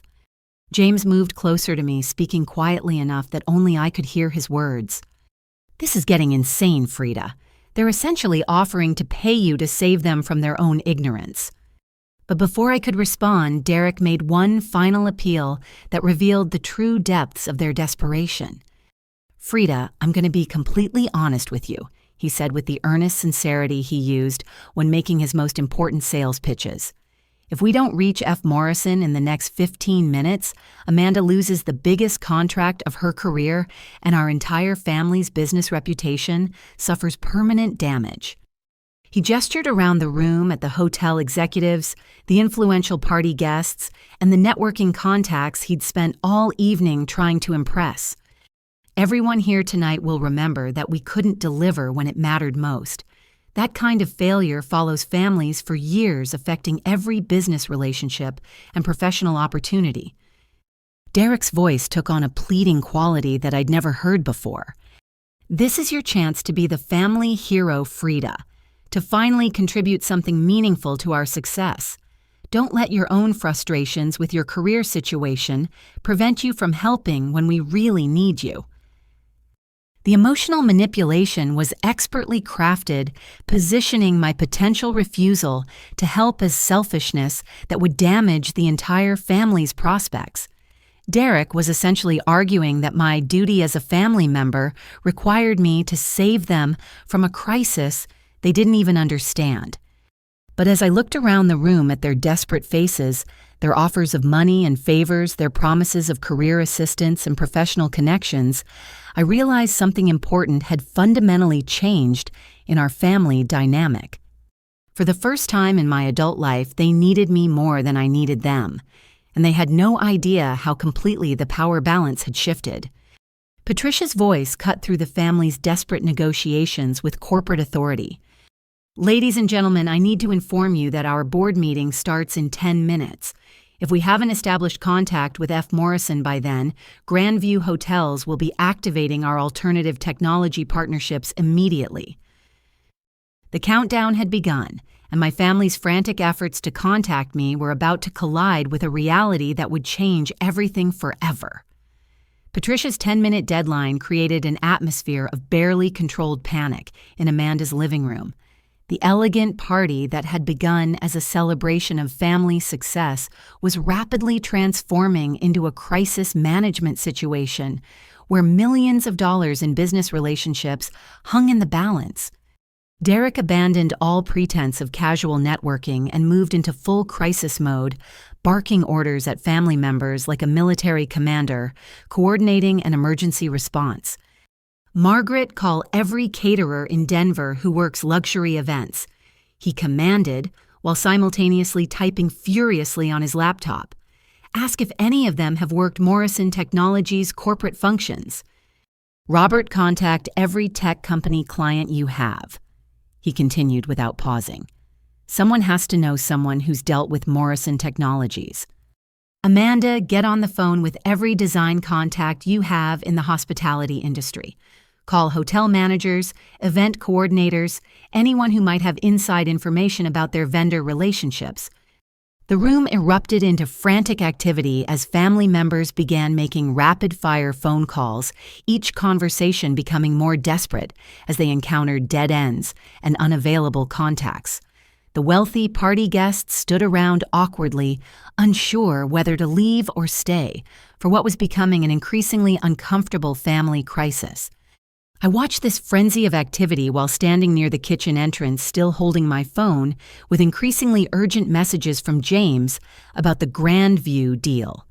The disconnect between my family's frantic search for me and their continued dismissal of my actual presence was becoming surreal.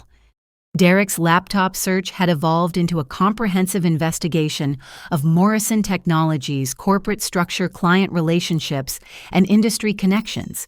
He was reading aloud from business articles and corporate filings, painting a picture of success that made my family increasingly desperate to establish contact. According to this analysis from Colorado Business Report, F. Morrison has built one of the most influential technology consulting firms in the Mountain West, Derek announced to the room. They have exclusive partnerships with hotel chains, Fortune 500 corporations, and municipal governments. Margaret paused in her phone calls to listen as Derek continued reading from his research. Morrison Technologies' client retention rate is 97%, which is extraordinary in the consulting industry. Their average contract value is over $2 million, and they consistently rank in the top 5 technology firms for client satisfaction. Robert looked up from his own phone calls with obvious awe. $2 million average contracts? That's larger than most companies' annual revenue. Amanda had been listening to Derek's research while conducting her own desperate networking efforts, but she suddenly stopped mid-conversation and turned toward our group with a look of growing panic. "I just talked to the event coordinator at the downtown Marriott," she announced with obvious distress. "She said Morrison Technologies held their anniversary celebration there 8 months ago, and it was one of the most impressive corporate events she'd ever managed." Derek immediately focused on this potential lead. Did she have any contact information, any way to reach their executives directly? "That's the problem," Amanda replied with increasing anxiety. She said the event was planned entirely through F. Morrison's personal assistant, and they maintained complete confidentiality about contact information. Even the hotel management wasn't given direct access to executives. Margaret joined the conversation with her own disturbing discovery. "I just called Elite Events, the premier corporate event planning company in Denver. They said Morrison Technologies is known throughout the industry for being extremely selective about their partnerships and maintaining very tight control over their business relationships." Robert added another layer of concerning information from his own industry contacts. "My friend who handles corporate accounts at First National Bank says Morrison Technologies is one of their most valuable clients. But F. Morrison personally manages all banking relationships and never delegates financial decision-making to subordinates." Each piece of information made Morrison Technologies seem more exclusive, more successful, and more impossible to reach through normal networking channels. The picture emerging from their research was of a company that operated at such a high level that regular business contacts couldn't provide access to their leadership. Derek's frustration was becoming increasingly visible as potential leads evaporated one by one. "This is insane," he muttered, staring at his laptop screen filled with Morrison Technologies information. "How can someone who controls $80 million in business relationships be this difficult to contact?" James moved closer to me, speaking quietly while the family continued their frantic search efforts. "Frieda, this is getting ridiculous. The hotel executives are getting ready to leave, your family is having nervous breakdowns, and we still have major business decisions hanging in the balance." I nodded, feeling the weight of the situation pressing down on me. But before I could respond, Patricia approached our group with the grim expression of someone about to deliver an ultimatum. "I'm sorry to interrupt your search efforts," she said with professional courtesy that barely concealed her frustration. "But I need to update you on our corporate situation." The room fell quiet as everyone turned to listen to what they suspected would be devastating news. Our board has been in contact with Alternative Digital Solutions, one of Morrison Technologies' primary competitors in the luxury hospitality sector. Patricia announced with the measured tone of someone delivering a corporate death sentence. Amanda's face went white as she realized the implications. "They've agreed to take over the entire Grandview infrastructure project at a 15% discount compared to Morrison Technologies' proposal." Patricia continued relentlessly. "Their executives are available for immediate consultation, and they can begin implementation within 30 days. Derek jumped up from his laptop with desperate urgency. But surely Morrison Technologies' superior experience and established relationship with Grandview makes them the better choice even if they're slightly more expensive.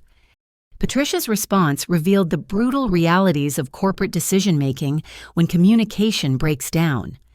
Mr. Chambers in business availability and responsiveness often matter more than marginal quality differences. When a CEO becomes unreachable during critical timeline discussions, it suggests potential problems with company leadership and project management capabilities. Michael stepped forward to provide additional context that made the situation even more dire. Alternative Digital Solutions has a founder who's personally available 24 hours a day for major client consultations. Their CEO answered our call on the first ring and immediately offered to fly to Denver tonight for emergency project discussions. David added the final element that made clear just how precarious Morrison Technologies' position had become. The responsiveness contrast is significant from a board perspective. One company's leadership is completely available when we need immediate decisions, while the other company's founder has been unreachable for over 3 hours during a business crisis. Amanda looked like she was about to vomit as she realized that her design contract was about to disappear because of communication problems she couldn't understand or control. "Please," she said with barely controlled desperation, "there must be some way to reach F. Morrison before you make this decision final." But Derek's next actions revealed just how little he understood about appropriate professional behavior during crisis situations. "Frieda," he suddenly shouted across the room with a tone of voice that made every guest and family member stop their conversations. "Get over here right now. We need you to stop wasting time and focus on helping us solve this problem." The volume and hostility of Derek's command created an uncomfortable silence in the room. Several wealthy guests exchanged glances that suggested they were witnessing inappropriate family dynamics that made them question the professionalism of everyone involved. "I don't care what you're doing in that kitchen," Derek continued loudly. "This family crisis is more important than whatever domestic tasks you think you need to handle." Margaret joined Derek's aggressive approach with her own public scolding. "Frieda, this is not the time for your usual distracted behavior," she announced in a voice that carried across the entire party. "Your sister's career is hanging in the balance, and we need you to use whatever computer skills you have to help solve this crisis." Robert added his own version of public pressure, apparently believing that humiliating me in front of the hotel executives would somehow motivate better performance. "Young lady, I'm disappointed in your attitude tonight," he said with the authoritative tone he used when lecturing underperforming employees. "When family members need help, you don't get to prioritize your personal comfort over collective success." The public nature of their scolding was creating obvious discomfort among the party guests who were witnessing what appeared to be parents and relatives treating an adult family member like an irresponsible child who needed public correction. James moved closer to me, his expression showing genuine anger at the way my family was treating me in front of business associates and influential guests. "This is completely unacceptable," he said quietly but with steel in his voice. "They're publicly humiliating you at a time when you're managing one of the most important business decisions in our company's history." But Derek wasn't finished with his public criticism of my supposed lack of cooperation. "Everyone can see that Frieda isn't taking this situation seriously," he announced to the room, including the hotel executives in his commentary. "This is exactly the kind of attitude that's prevented her from achieving success in her own life." The comment was designed to position me as the family problem, the unreliable relative whose selfishness was threatening everyone else's legitimate business success. Derek was essentially telling a room full of influential business people that I was personally responsible for the crisis threatening Amanda's career. But as I stood there listening to my family's public criticism and demands for my assistance, I realized that the moment of truth had finally arrived. They wanted me to save them from a crisis they'd created through years of systematic dismissal of my actual achievements. They needed me to contact myself to preserve business relationships that existed only because of my hidden contributions to their success. And they were demanding this assistance while publicly positioning me as the family failure whose attitude problems had always held everyone back. The disconnect between their desperate need for my help and their continued refusal to acknowledge my worth had reached a breaking point that could no longer be sustained. Something was about to change forever, and everyone in the room was about to discover just how thoroughly they'd misunderstood everything about me. Patricia checked her phone and looked up at the room with the expression of someone about to close a major business deal. "I've just received confirmation from our board," she announced with corporate finality. "Alternative Digital Solutions CEO will be here in 40 minutes for emergency contract signing. Unless we can establish immediate contact with F. Morrison, we're moving forward with the backup provider." The news hit Amanda like a physical blow. Her face crumpled as she realized that her career-defining contract was about to evaporate, taking with it not just the $8 million in design work, but also her reputation as someone who could deliver on major projects. 40 minutes, Amanda repeated in a broken whisper. My contract disappears in 40 minutes. Derek's response to this devastating news was to explode in frustrated rage, directed squarely at the person he'd decided was responsible for the family's failure to resolve the crisis. This is unbelievable, he shouted, wheeling around to face me with unconcealed fury. We've been trying to save Amanda's career for over an hour, and you've been absolutely useless. His voice carried across the entire party, causing conversations to stop and guests to turn their attention toward what was clearly becoming a family meltdown in front of some of Denver's most influential business leaders. All we asked was for you to use whatever pathetic computer skills you have to help us contact one person. Derek continued, his voice rising with each word. One simple task that might actually contribute something meaningful to this family's success for the first time in your life. Margaret joined Derek's public attack with her own version of disappointed maternal authority. Frieda, I am ashamed of your behavior tonight, she declared loudly enough for every guest to hear. When your sister needed you most, you chose to be selfish and unhelpful. Robert stepped forward to add his own contribution to the family's public humiliation campaign. This is exactly what we've been talking about for years, he announced to the room. Frieda has never learned how to put family success ahead of her own petty concerns. The wealthy party guests were shifting uncomfortably clearly, recognizing that they were witnessing inappropriate family dynamics, but uncertain whether to leave or pretend not to notice the escalating confrontation. But Derek wasn't finished destroying my dignity in front of the most important business contacts his family had ever encountered. You know what the real problem is, he said, pointing directly at me with theatrical disgust. Frieda can't stand seeing Amanda succeed because it highlights her own complete failure to build anything meaningful with her life. The accusation hung in the air like poison, designed to explain to the hotel executives and influential guests why the family crisis couldn't be resolved. Derek was essentially telling the room that jealousy and personal inadequacy had made me unwilling to help save my sister's career. James moved closer to me, his face showing barely controlled anger at the public humiliation I was enduring. Frieda, this has gone far enough, he said quietly, but with unmistakable steel in his voice. You don't have to tolerate this abuse from people who don't understand what you've accomplished. But before I could respond, Derek delivered the final insult that would change everything forever. His face was red with rage and frustration, his voice filled with the kind of contempt that comes from years of accumulated resentment and class consciousness that had always bubbled beneath the surface of our family relationships.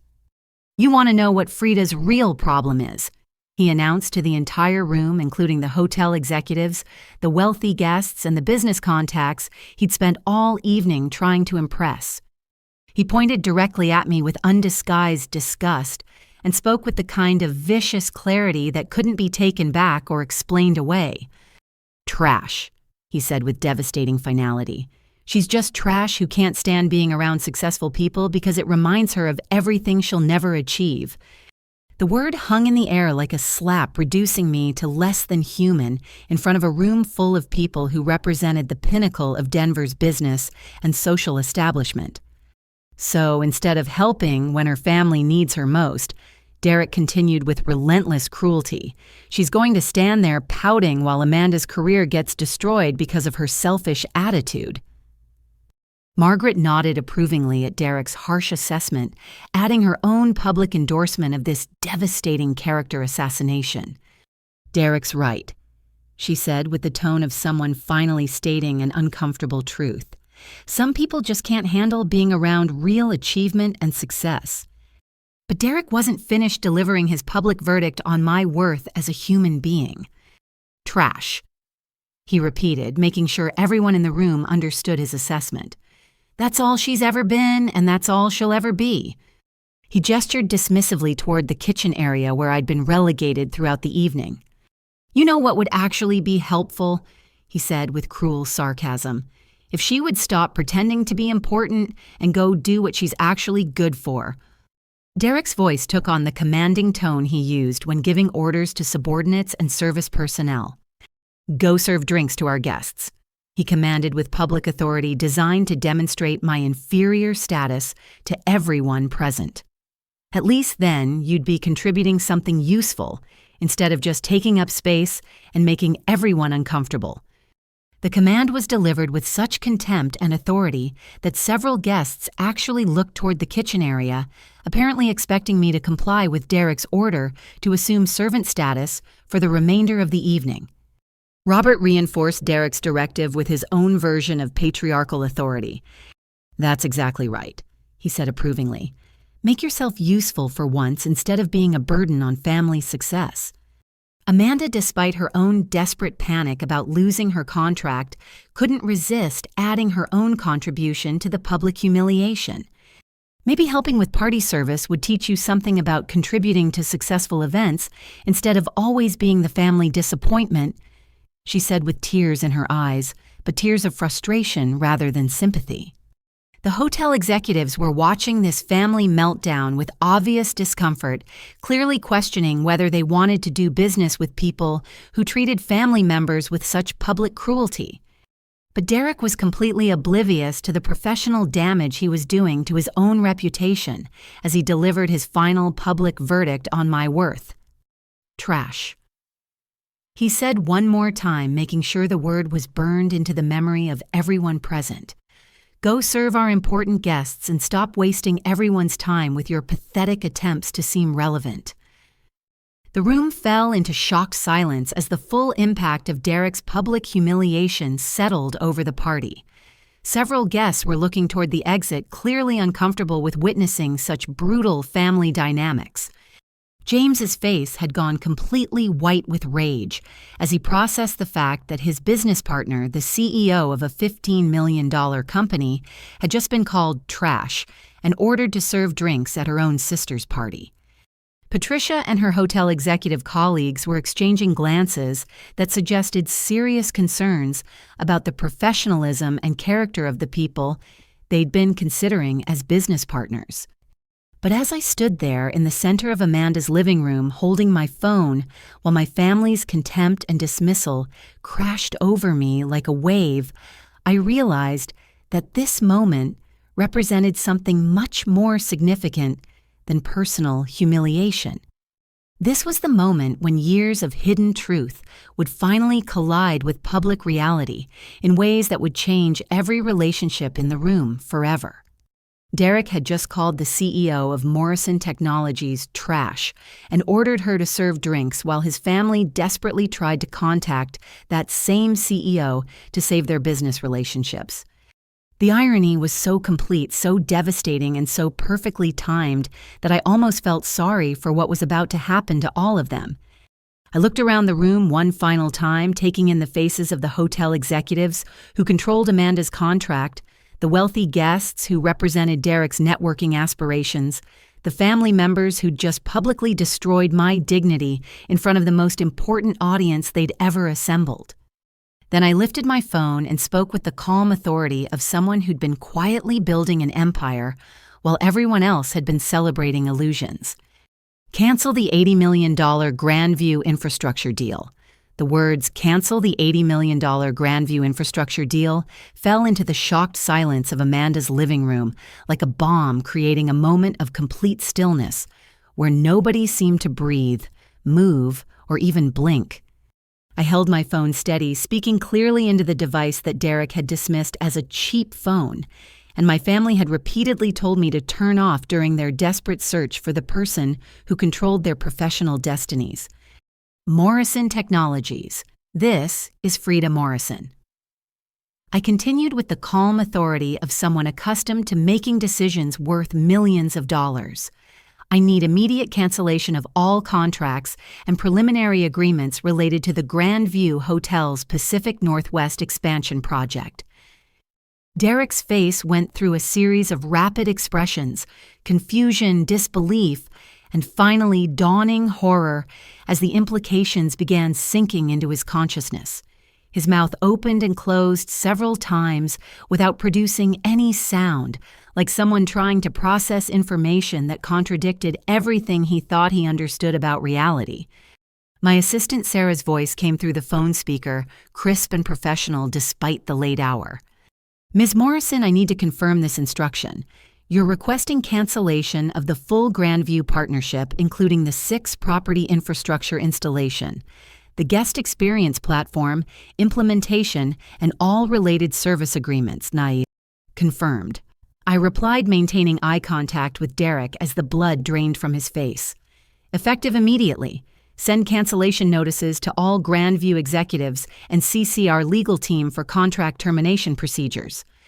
Patricia, who had been standing near the fireplace discussing backup providers with her colleagues, suddenly stopped mid-conversation and turned toward me with an expression of complete shock.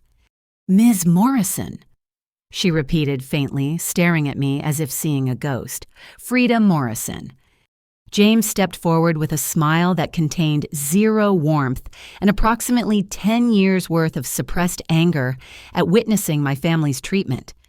"Ladies and gentlemen," he announced to the room with formal precision, "I'd like you all to meet my business partner, Frieda Morrison, founder and CEO of Morrison Technologies." The impact of this revelation hit different people in waves of recognition and horror. Margaret was the first to speak, her voice barely above a whisper. That's impossible. Frieda works in tech support."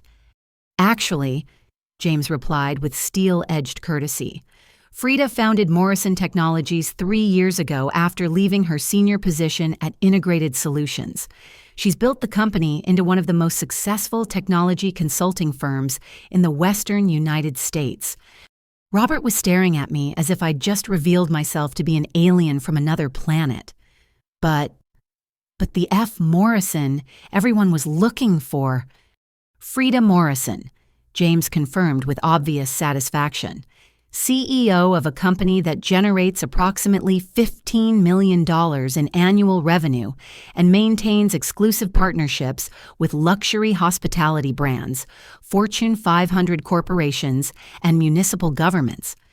Amanda had collapsed into one of her designer chairs, her face completely white, as she processed the devastating reality that the sister she'd dismissed as a failure was actually the person who controlled her professional destiny. "You recommended my firm to Grandview Hotels," she said in a broken whisper. "You arranged my biggest contract." I nodded calmly, maintaining the composed demeanor I used during difficult business negotiations. "Yes, Amanda. I thought your design work was excellent, and I wanted to help your career by connecting you with clients who could benefit from your talents." Derek was still staring at my phone as if it might transform back into the cheap device he'd mocked earlier in the evening. "The $80 million deal," he managed to say. "You just canceled an $80 million deal." "I did." I confirmed with the matter-of-fact tone I used when discussing routine business decisions. Morrison Technologies no longer has any interest in working with Grandview Hotels, which means their Pacific Northwest expansion project loses the technological infrastructure that justified the entire investment. Patricia found her voice, though it shook with obvious panic. "Ms. Morrison, surely this is some kind of misunderstanding. The cancellation affects not just our technology partnership, but also our design contracts, construction schedules, and investor commitments." "I understand the implications completely," I replied with professional courtesy. Morrison Technologies takes partnership relationships very seriously. When we encounter situations that suggest potential problems with professional respect and communication, we prefer to discontinue engagements rather than risk project complications. Michael stepped forward with desperate urgency. "Ms. Morrison, please, can we discuss this privately? Perhaps there's been some miscommunication that we can resolve." "Actually, there's been no miscommunication at all," I said, looking directly at Derek, who was still frozen in shock. "The situation has been remarkably clear and transparent." James decided to provide additional context that made the scope of the catastrophe even more obvious. I should mention that Grandview Hotel's expansion project was entirely dependent on Morrison Technologies' infrastructure implementation. He explained to the room with clinical precision. Without our smart building systems, automated guest services, and operational efficiency platforms, their properties become standard hotels with luxury interior design, rather than the technologically advanced destinations that justified their premium investment strategy. David, who had been silent during the revelation, finally spoke with the hollow voice of someone watching millions of dollars evaporate in real time. The board approved this expansion specifically because of the technological capabilities Morrison Technologies promised to deliver. Without those systems, the entire project becomes financially unviable. Amanda made a desperate attempt to salvage something from the wreckage of the evening. "Frieda, please," she begged with tears streaming down her face. "I know we haven't always understood your work, but surely you won't destroy my career because of family misunderstandings." I looked at my sister with the sad composure of someone who'd finally stopped hoping for recognition that would never come voluntarily. "Amanda, I spent 3 years trying to tell our family about Morrison Technologies' success. I shared news articles showed you business awards invited everyone to company celebrations. Each time I was told I was delusional, making up stories or exaggerating small accomplishments to compete with your achievements." Margaret started to speak, but I continued before she could interrupt. "I arranged your Grandview contract because I wanted you to succeed. I recommended your firm specifically because I thought you deserved recognition for your design talents. But even when you benefited directly from my business relationships, none of you were curious enough to ask how a supposedly failed sister had connections with luxury hotel executives." Robert attempted to offer some version of an apology that might prevent further business catastrophe. "Frieda, we may have misunderstood some details about your work, but surely we can discuss this as a family and find a solution that benefits everyone." "The time for family discussions was 3 years ago when I founded the company," I replied with finality. "Or 2 years ago when we landed our first major municipal contract. Or 18 months ago when Colorado Business Magazine featured us as one of the state's fastest-growing firms. Or 8 months ago when I invited everyone to our anniversary celebration." James provided the devastating context that made clear this wasn't a momentary business decision. Morrison Technologies operates on the principle that respect and communication are essential elements of successful partnerships. He explained to the hotel executives who were watching their expansion project disintegrate. "When those elements are absent, we've learned that projects inevitably encounter problems that damage everyone involved." Patricia made one final desperate appeal. "Ms. Morrison, surely personal family dynamics shouldn't affect legitimate business relationships. Grandview Hotels has been a reliable partner, and our expansion project would benefit thousands of guests and hundreds of employees." I considered her point with the same careful analysis I applied to all major business decisions. "You're right that Grandview Hotels has been professional in our direct business relationship," I acknowledged. "But tonight's events have revealed communication and respect issues that suggest potential problems with project coordination and timeline management." I gestured around the room at my family members who were still processing the reality of their situation. "The people who've been desperately trying to contact me for the past 2 hours didn't recognize me when I was standing directly in front of them. That level of awareness and attention to detail doesn't suggest the kind of partnership environment where complex technological integration projects succeed." Derek finally found his voice, though it came out as a strangled whisper. "You're destroying Amanda's career to punish us for not understanding your business." "No, Derek," I replied with the cold precision of someone who'd reached the end of their patience. "I'm protecting Morrison Technologies from partnerships with people who've demonstrated they don't value respectful communication and professional recognition." I looked around the room one more time, taking in the faces of family members who were finally seeing me clearly for the first time in my adult life. "You called me trash," I said directly to Derek. You ordered me to serve drinks to your important guests. You told a room full of business leaders that I was the family failure whose jealousy and inadequacy had prevented me from achieving anything meaningful. The words hung in the air like an indictment, forcing everyone to confront the reality of what they'd said and done, while the CEO of a $15 million company listened quietly. Those aren't the words and actions of people who understand partnership respect or professional collaboration. I concluded with devastating finality. And as the full implications of their situation began sinking in, I realized that the consequences of tonight's revelations would extend far beyond a canceled business contract. The immediate aftermath of my revelation created a ripple effect of consequences that spread through the room like a seismic shock, destroying business relationships and professional reputations with devastating efficiency. Patricia was the first to fully grasp the scope of what had just happened.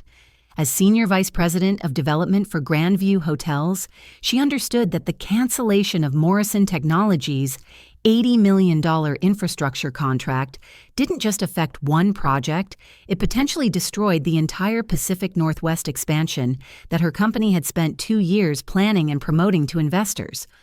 "Ms. Morrison," she said with barely controlled panic, "our board meeting starts in 20 minutes.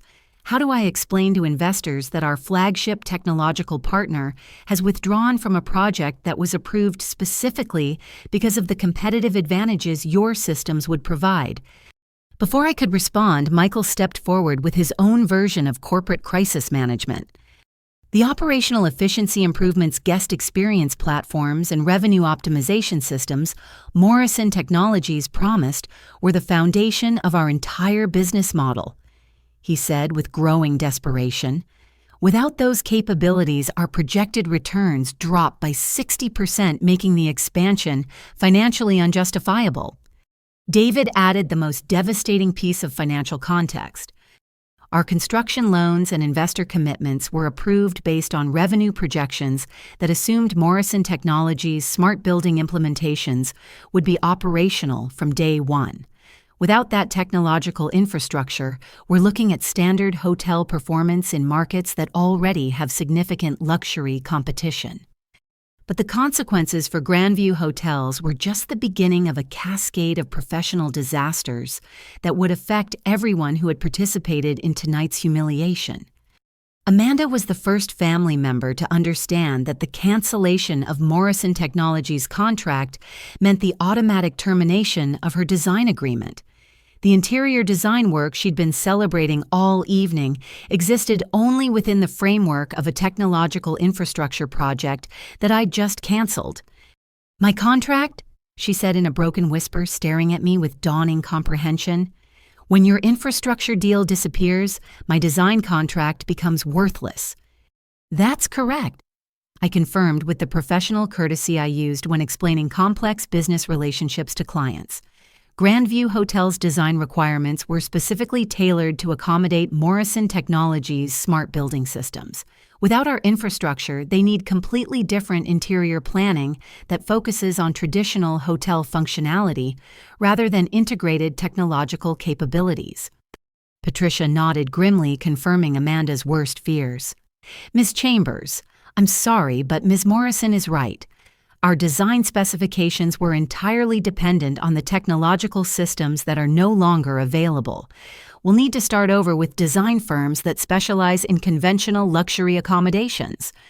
The $8 million contract that had been the centerpiece of tonight's celebration vanished in a single sentence, taking with it not just Amanda's biggest professional achievement, but also her reputation as someone who could deliver on major projects. But the destruction was far from over.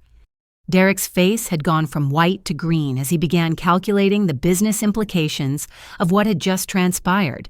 His own construction company had been hoping to bid on infrastructure work related to the Grandview expansion relationships he'd been cultivating all evening with the specific goal of positioning himself for major contract opportunities. "The construction contracts," he said faintly, pulling out his phone to check messages from his business partners. We were planning to bid on the electrical structural modifications and site preparation work for all 6 properties. James provided the context that made Derek's situation even worse. Morrison Technologies typically influences construction partnerships for our major installations, he explained with clinical precision. We work with contractors who understand integrated building systems and can coordinate complex technological implementations. Since we're no longer involved with Grandview, we won't be providing any recommendations for construction partnerships.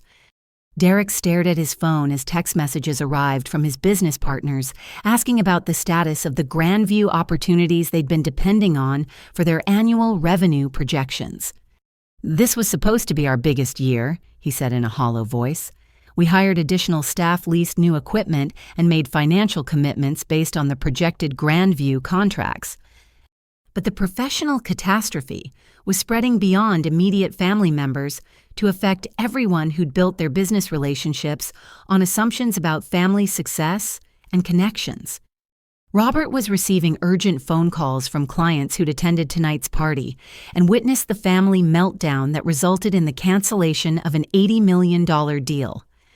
As a business consultant who marketed himself based on his family's professional achievements, tonight's events had destroyed his credibility with some of Denver's most influential business leaders.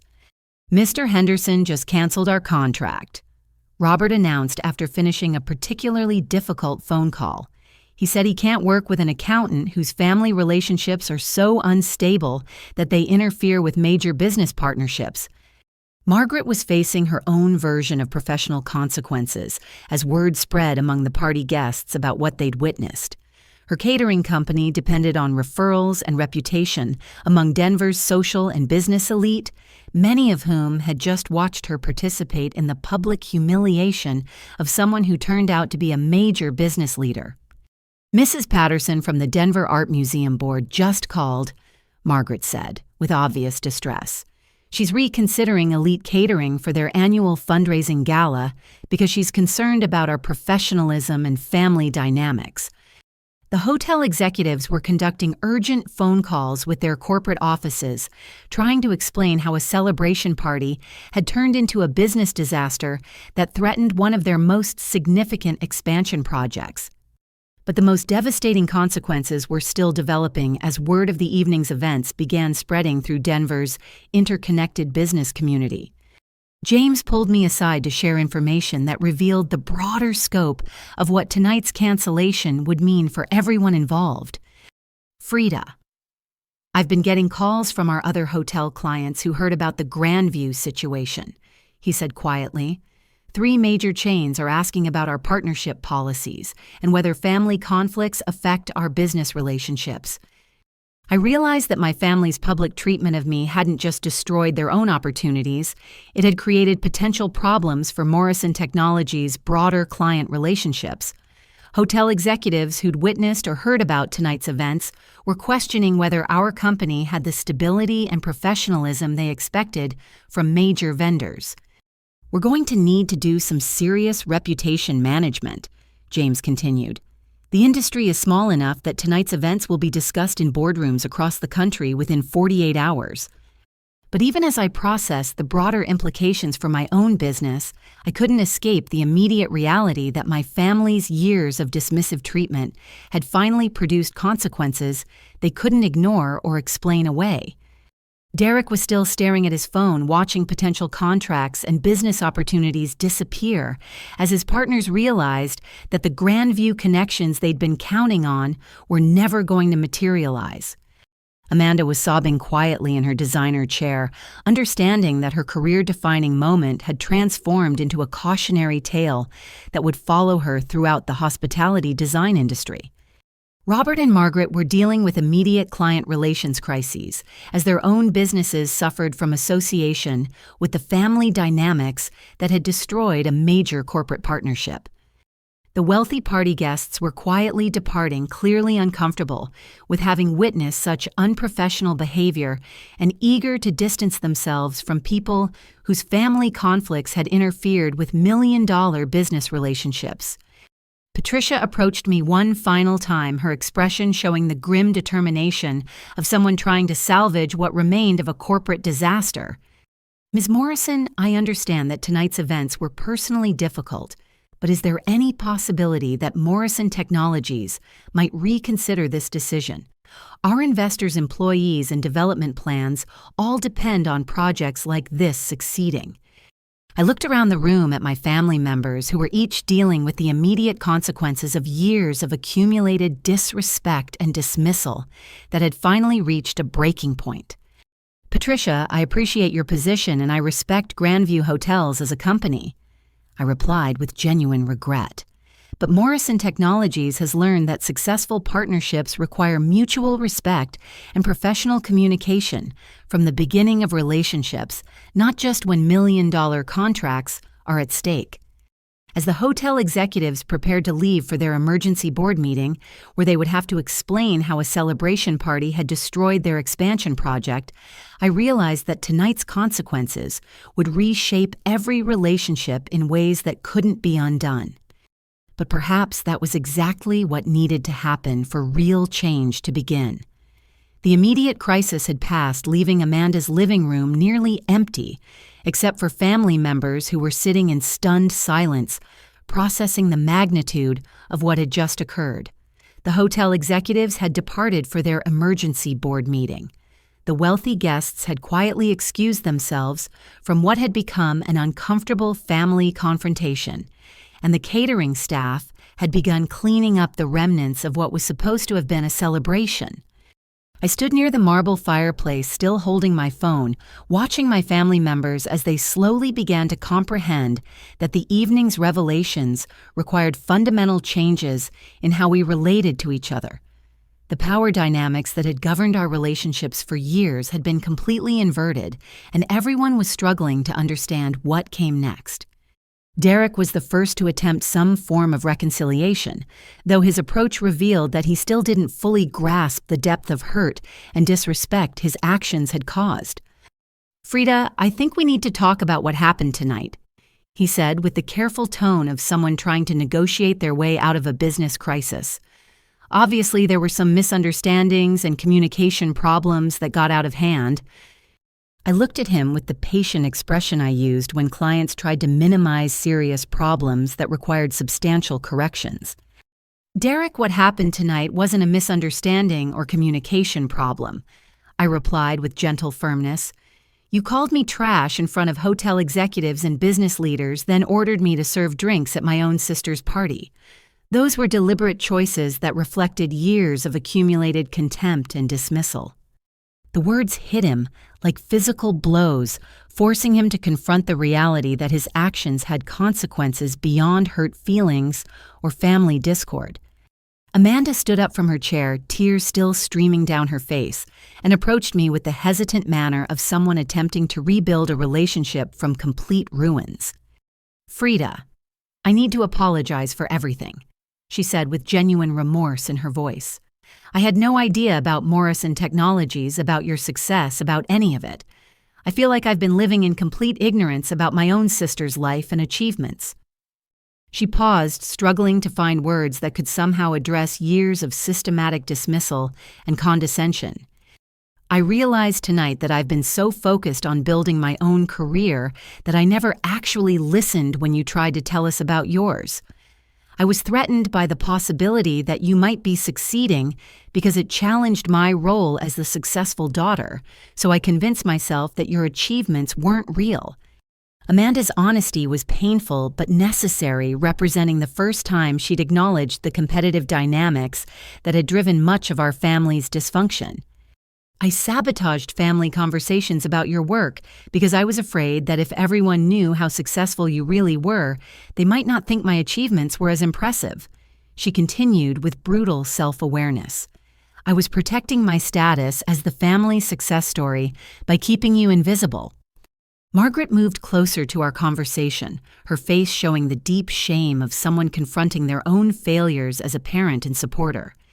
"Frieda, I don't know how to apologize for what I've put you through," she said with tears in her eyes. For years, you tried to share your accomplishments with us, and I dismissed everything you said because it didn't match what I thought I knew about your life." She gestured around the elegant living room that represented everything the family valued about success and achievement. I was so invested in Amanda's version of success, the visible markers like this house and expensive parties, that I couldn't recognize a different kind of achievement that you'd built quietly and independently. Robert joined the growing circle of family members attempting to process their own roles in creating the crisis that had destroyed everyone's business relationships. "Frieda, I failed you as a father," he said with the heavy voice of someone accepting responsibility for years of poor judgment. "I let my assumptions about business and success blind me to what you were actually accomplishing. I treated you like an underperforming employee instead of recognizing that you'd built something far more substantial than anything I'd achieved." He paused, looking around at the remnants of the party that had cost everyone so much. "Tonight I watched you make decisions involving more money than I've earned in my entire career, while I offered you $5,000 as if it was life-changing charity. The disconnect between my perceptions and your reality is so complete that I'm questioning everything I thought I understood about our family." James, who had been observing this family reckoning with the patience of someone who understood that real change took time and honest reflection, stepped forward to provide context that helped everyone understand the broader implications of what they needed to address. "I want you all to know that Frieda has never spoken negatively about any of you during our 3-year partnership," he said with sincere respect for my character. "Even when I could see that family relationships were causing her pain, she always emphasized your positive qualities and expressed hope that understanding would improve over time." His words seemed to increase rather than decrease my family's sense of guilt and regret. "What I witnessed tonight was completely inconsistent with the person I know as my business partner," James continued. "Frieda is respected throughout our industry for her professionalism, intelligence, and collaborative approach to complex projects. The way she was treated here tonight would be unacceptable in any professional environment, let alone in a family setting." Derek's face had been growing increasingly red as he processed the full scope of his behavior and its consequences.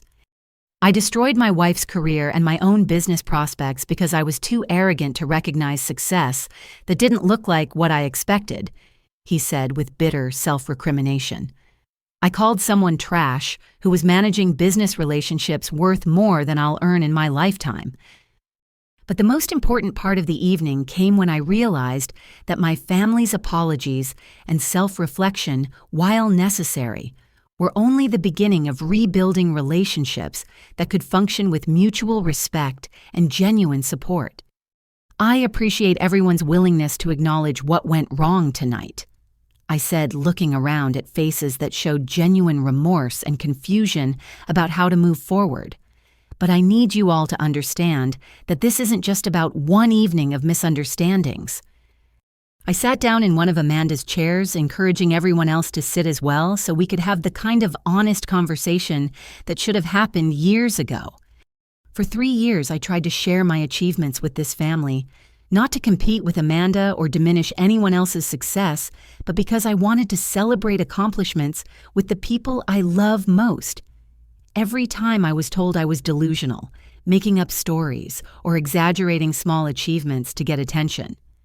The pain of those repeated dismissals was still fresh even after tonight's vindication.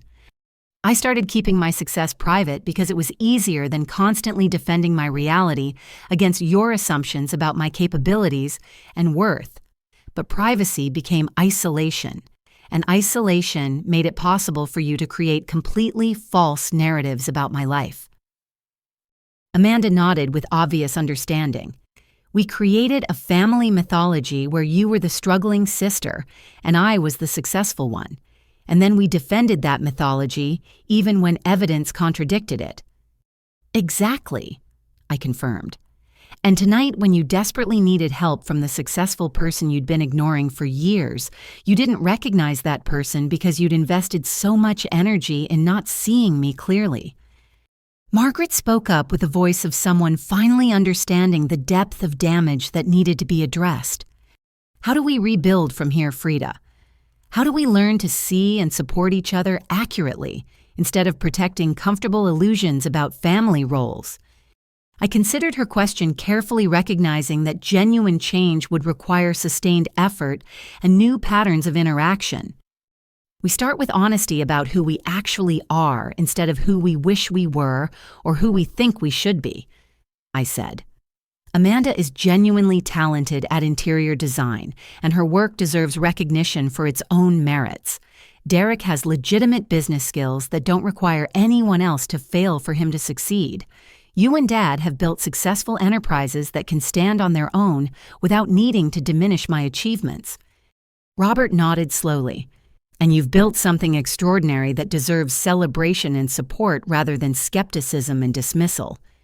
Yes, but more importantly, we all need to learn that success isn't a zero-sum game where one person's achievements diminish everyone else's value. I continued. The competitive dynamics that made Amanda feel threatened by my accomplishments and that made Derek feel justified in calling me trash, those patterns will destroy relationships regardless of who's successful or unsuccessful at any given time. Derek stood up and walked to the window overlooking Amanda's neighborhood, his shoulders sagging with the weight of understanding what he'd lost through his own actions. "I've been thinking about this all wrong," he said quietly. "I treated family relationships like business competitions where someone had to win and someone had to lose. I made Frieda into the family failure because it made Amanda's success seem more impressive and it made me feel better about my own achievements." He turned back toward our group with obvious determination to change fundamental patterns. "But you built something incredible while we were busy dismissing you, and you still tried to help Amanda's career by connecting her with Grandview Hotels. That's not competitive behavior, that's generous family support that I was too blind to recognize or appreciate." Amanda stood up as well, moving to stand beside Derek as they faced me together. "Frieda, I want to ask you something, and I need you to be completely honest with me," she said with nervous courage. "Is there any possibility that Morrison Technologies might reconsider the Grandview partnership? Not to save my contract specifically, but because you believe the project has genuine value that extends beyond tonight's family problems." I appreciated her willingness to separate her personal interests from larger business considerations, recognizing that my decision affected hundreds of employees and thousands of future guests beyond our immediate family. "Amanda, that's exactly the right question to ask," I replied with genuine respect for her growth in understanding complex business relationships.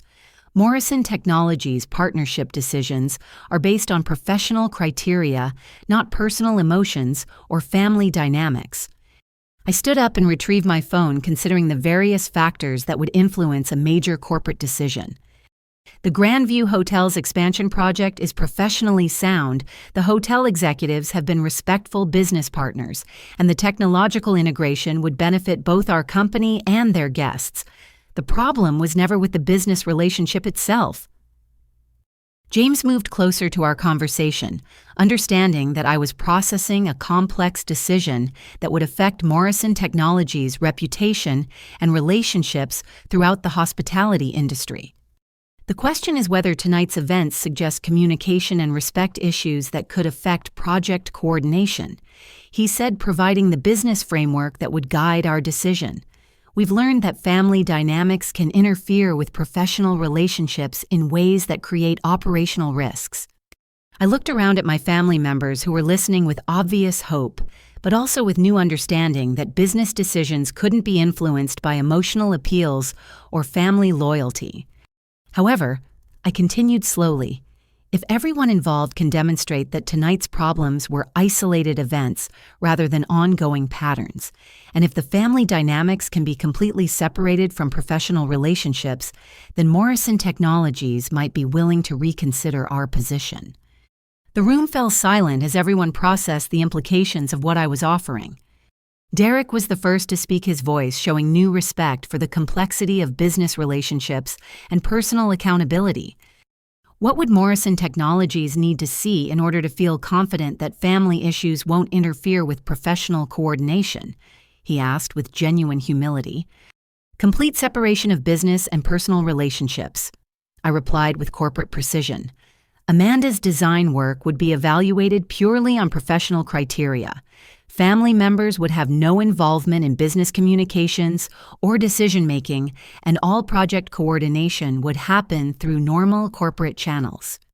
Amanda nodded eagerly. I can absolutely work within those parameters. In fact, I think my design work will be better when it's not complicated by family dynamics and personal assumptions. Margaret and Robert exchanged glances before Robert spoke for both of them. We understand that our business relationships with Morrison Technologies need to be professional rather than personal, he said with newfound respect for boundaries and appropriate business behavior. We won't assume family connections give us special access or influence over corporate decisions. James pulled out his phone to check recent messages from our corporate team. Actually, Frieda, I've been getting calls from several other hotel chains who heard about tonight's events, he said with a slight smile. They're specifically impressed that Morrison Technologies prioritizes professional respect and communication over financial considerations. 2 major chains have requested meetings to discuss potential partnerships based on our reputation for principled business practices. The information added an important perspective to our decision-making process. Morrison Technologies' willingness to walk away from unprofessional relationships was actually enhancing our reputation rather than damaging it. In that case, I said with growing confidence in the decision, I think Morrison Technologies can contact Grandview Hotels tomorrow morning to discuss reinstating our partnership under clearly defined professional parameters. The relief on everyone's faces was immediate and obvious, but I wanted to make sure they understood that this decision represented a new beginning rather than a return to old patterns. But I need everyone to understand that this is contingent on permanent changes in how we interact as a family, I said with gentle but firm authority. The competitive dynamics, the dismissive attitudes, the assumptions about each other's capabilities, all of that needs to be replaced with genuine respect and support. Amanda stepped forward with tears in her eyes. Frieda, I promise you that I will never again dismiss or minimize your achievements. I want to celebrate your success because I'm proud to be your sister, not because I feel threatened by your accomplishments. Derek joined her commitment with his own version of accountability. And I promise that I will never again treat you or anyone else in this family with disrespect, regardless of how stressed or frustrated I might be about business situations. What I said tonight was unacceptable, and I will spend as long as necessary earning back your trust and respect. Margaret and Robert added their own pledges to change patterns that had caused so much damage. We promise to listen when you share your life and achievements with us and to support your success with the same enthusiasm we show for Amanda's accomplishments, Margaret said with obvious determination. And we promise to recognize that different types of success deserve equal respect and celebration, Robert added. Your achievements are extraordinary, and we should have been honoring them for years. As my family made these commitments to change, I realized that tonight's crisis had actually created an opportunity for relationships that were healthier, more honest, and more supportive than anything we'd experienced before. I believe you all mean these commitments sincerely, I said with genuine warmth, and I'm willing to rebuild our relationships based on the new understanding we've developed tonight. I paused to look around at each family member, seeing them more clearly than I had in years. But I also want you to know that regardless of what happens with business relationships or family dynamics, I'm proud of what I've built with Morrison Technologies. I'm proud of the employees whose careers depend on our success, the clients who trust us with major investments, and the innovations we've created that improve people's experiences. James nodded approvingly. You should be proud, Frieda. You've built something exceptional that creates value for thousands of people. That pride doesn't depend on family recognition or approval, I continued. I learned tonight that my worth isn't determined by other people's perceptions or acknowledgement. I built Morrison Technologies because I believed in the vision and the possibilities, not because I was trying to prove anything to anyone. Amanda stepped forward with obvious emotion. That's the most important lesson from tonight. Your success exists independently of our recognition, but our family relationships will be so much stronger when we celebrate each other's achievements honestly, rather than competing or dismissing them. Derek nodded with newfound understanding. And the strength of family relationships should enhance everyone's professional success rather than creating obstacles or complications. As the evening wound down and my family began the process of rebuilding relationships based on honesty and mutual respect, I realized that the most important outcome wasn't the restoration of business contracts or the resolution of immediate crises. The most important outcome was the understanding that authentic relationships require seeing each other clearly, supporting each other's genuine achievements, and replacing competitive dynamics with collaborative celebration of everyone's unique contributions. There's one more thing I want to share with all of you, I said as we prepared to leave Amanda's house and begin the process of implementing the changes we'd committed to making. Tonight taught me that success without family support is possible, but success with genuine family support is extraordinarily more meaningful and fulfilling. I'm grateful that we found our way to honest communication, even though it required a crisis to get there. Margaret moved closer and hugged me with the warmth and respect I'd been hoping for throughout my adult life. I'm sorry it took so long for us to see you clearly, Frieda, but I'm grateful that you were patient enough to give us the chance to do better. As I drove home that night, I reflected on the evening's events and the lessons that would guide both my personal relationships and my business decisions going forward. Success doesn't require other people's recognition to be real and valuable, but it becomes much more meaningful when it's understood and celebrated by people who matter to you. Family relationships work best when they're based on honest understanding, rather than comfortable illusions about each other's capabilities and worth. Professional success and personal relationships both benefit when they're built on foundations of mutual respect, clear communication, and genuine support for each other's achievements. And sometimes the most important thing you can do is stand up for your own worth, even when that means walking away from relationships or opportunities that don't recognize your value. Before I finish sharing this story, I want to ask you something important. Have you ever found yourself in a situation where family members or close friends dismissed your achievements or treated you as less capable than you actually were? How did you handle it? Did you find ways to maintain your confidence and continue pursuing your goals, despite the lack of support? I'd love to hear your thoughts and experiences in the comments below. If this story resonated with you, please consider giving it a like to help other people find it who might benefit from understanding that their worth doesn't depend on other people's recognition. And if you enjoyed hearing about overcoming family dynamics and building success, despite initial lack of support, please subscribe to hear more stories about finding your path and standing up for your value. Most importantly, please share this story with anyone who might need to be reminded that their achievements matter, regardless of whether they're fully understood or celebrated by the people closest to them. Sometimes the most important thing we can do is help each other recognize that our success is valid and valuable, even when it's not acknowledged by everyone in our lives. Thank you for listening to my story, and I hope it encourages you to celebrate your own achievements while also working to build relationships based on honest understanding and genuine support.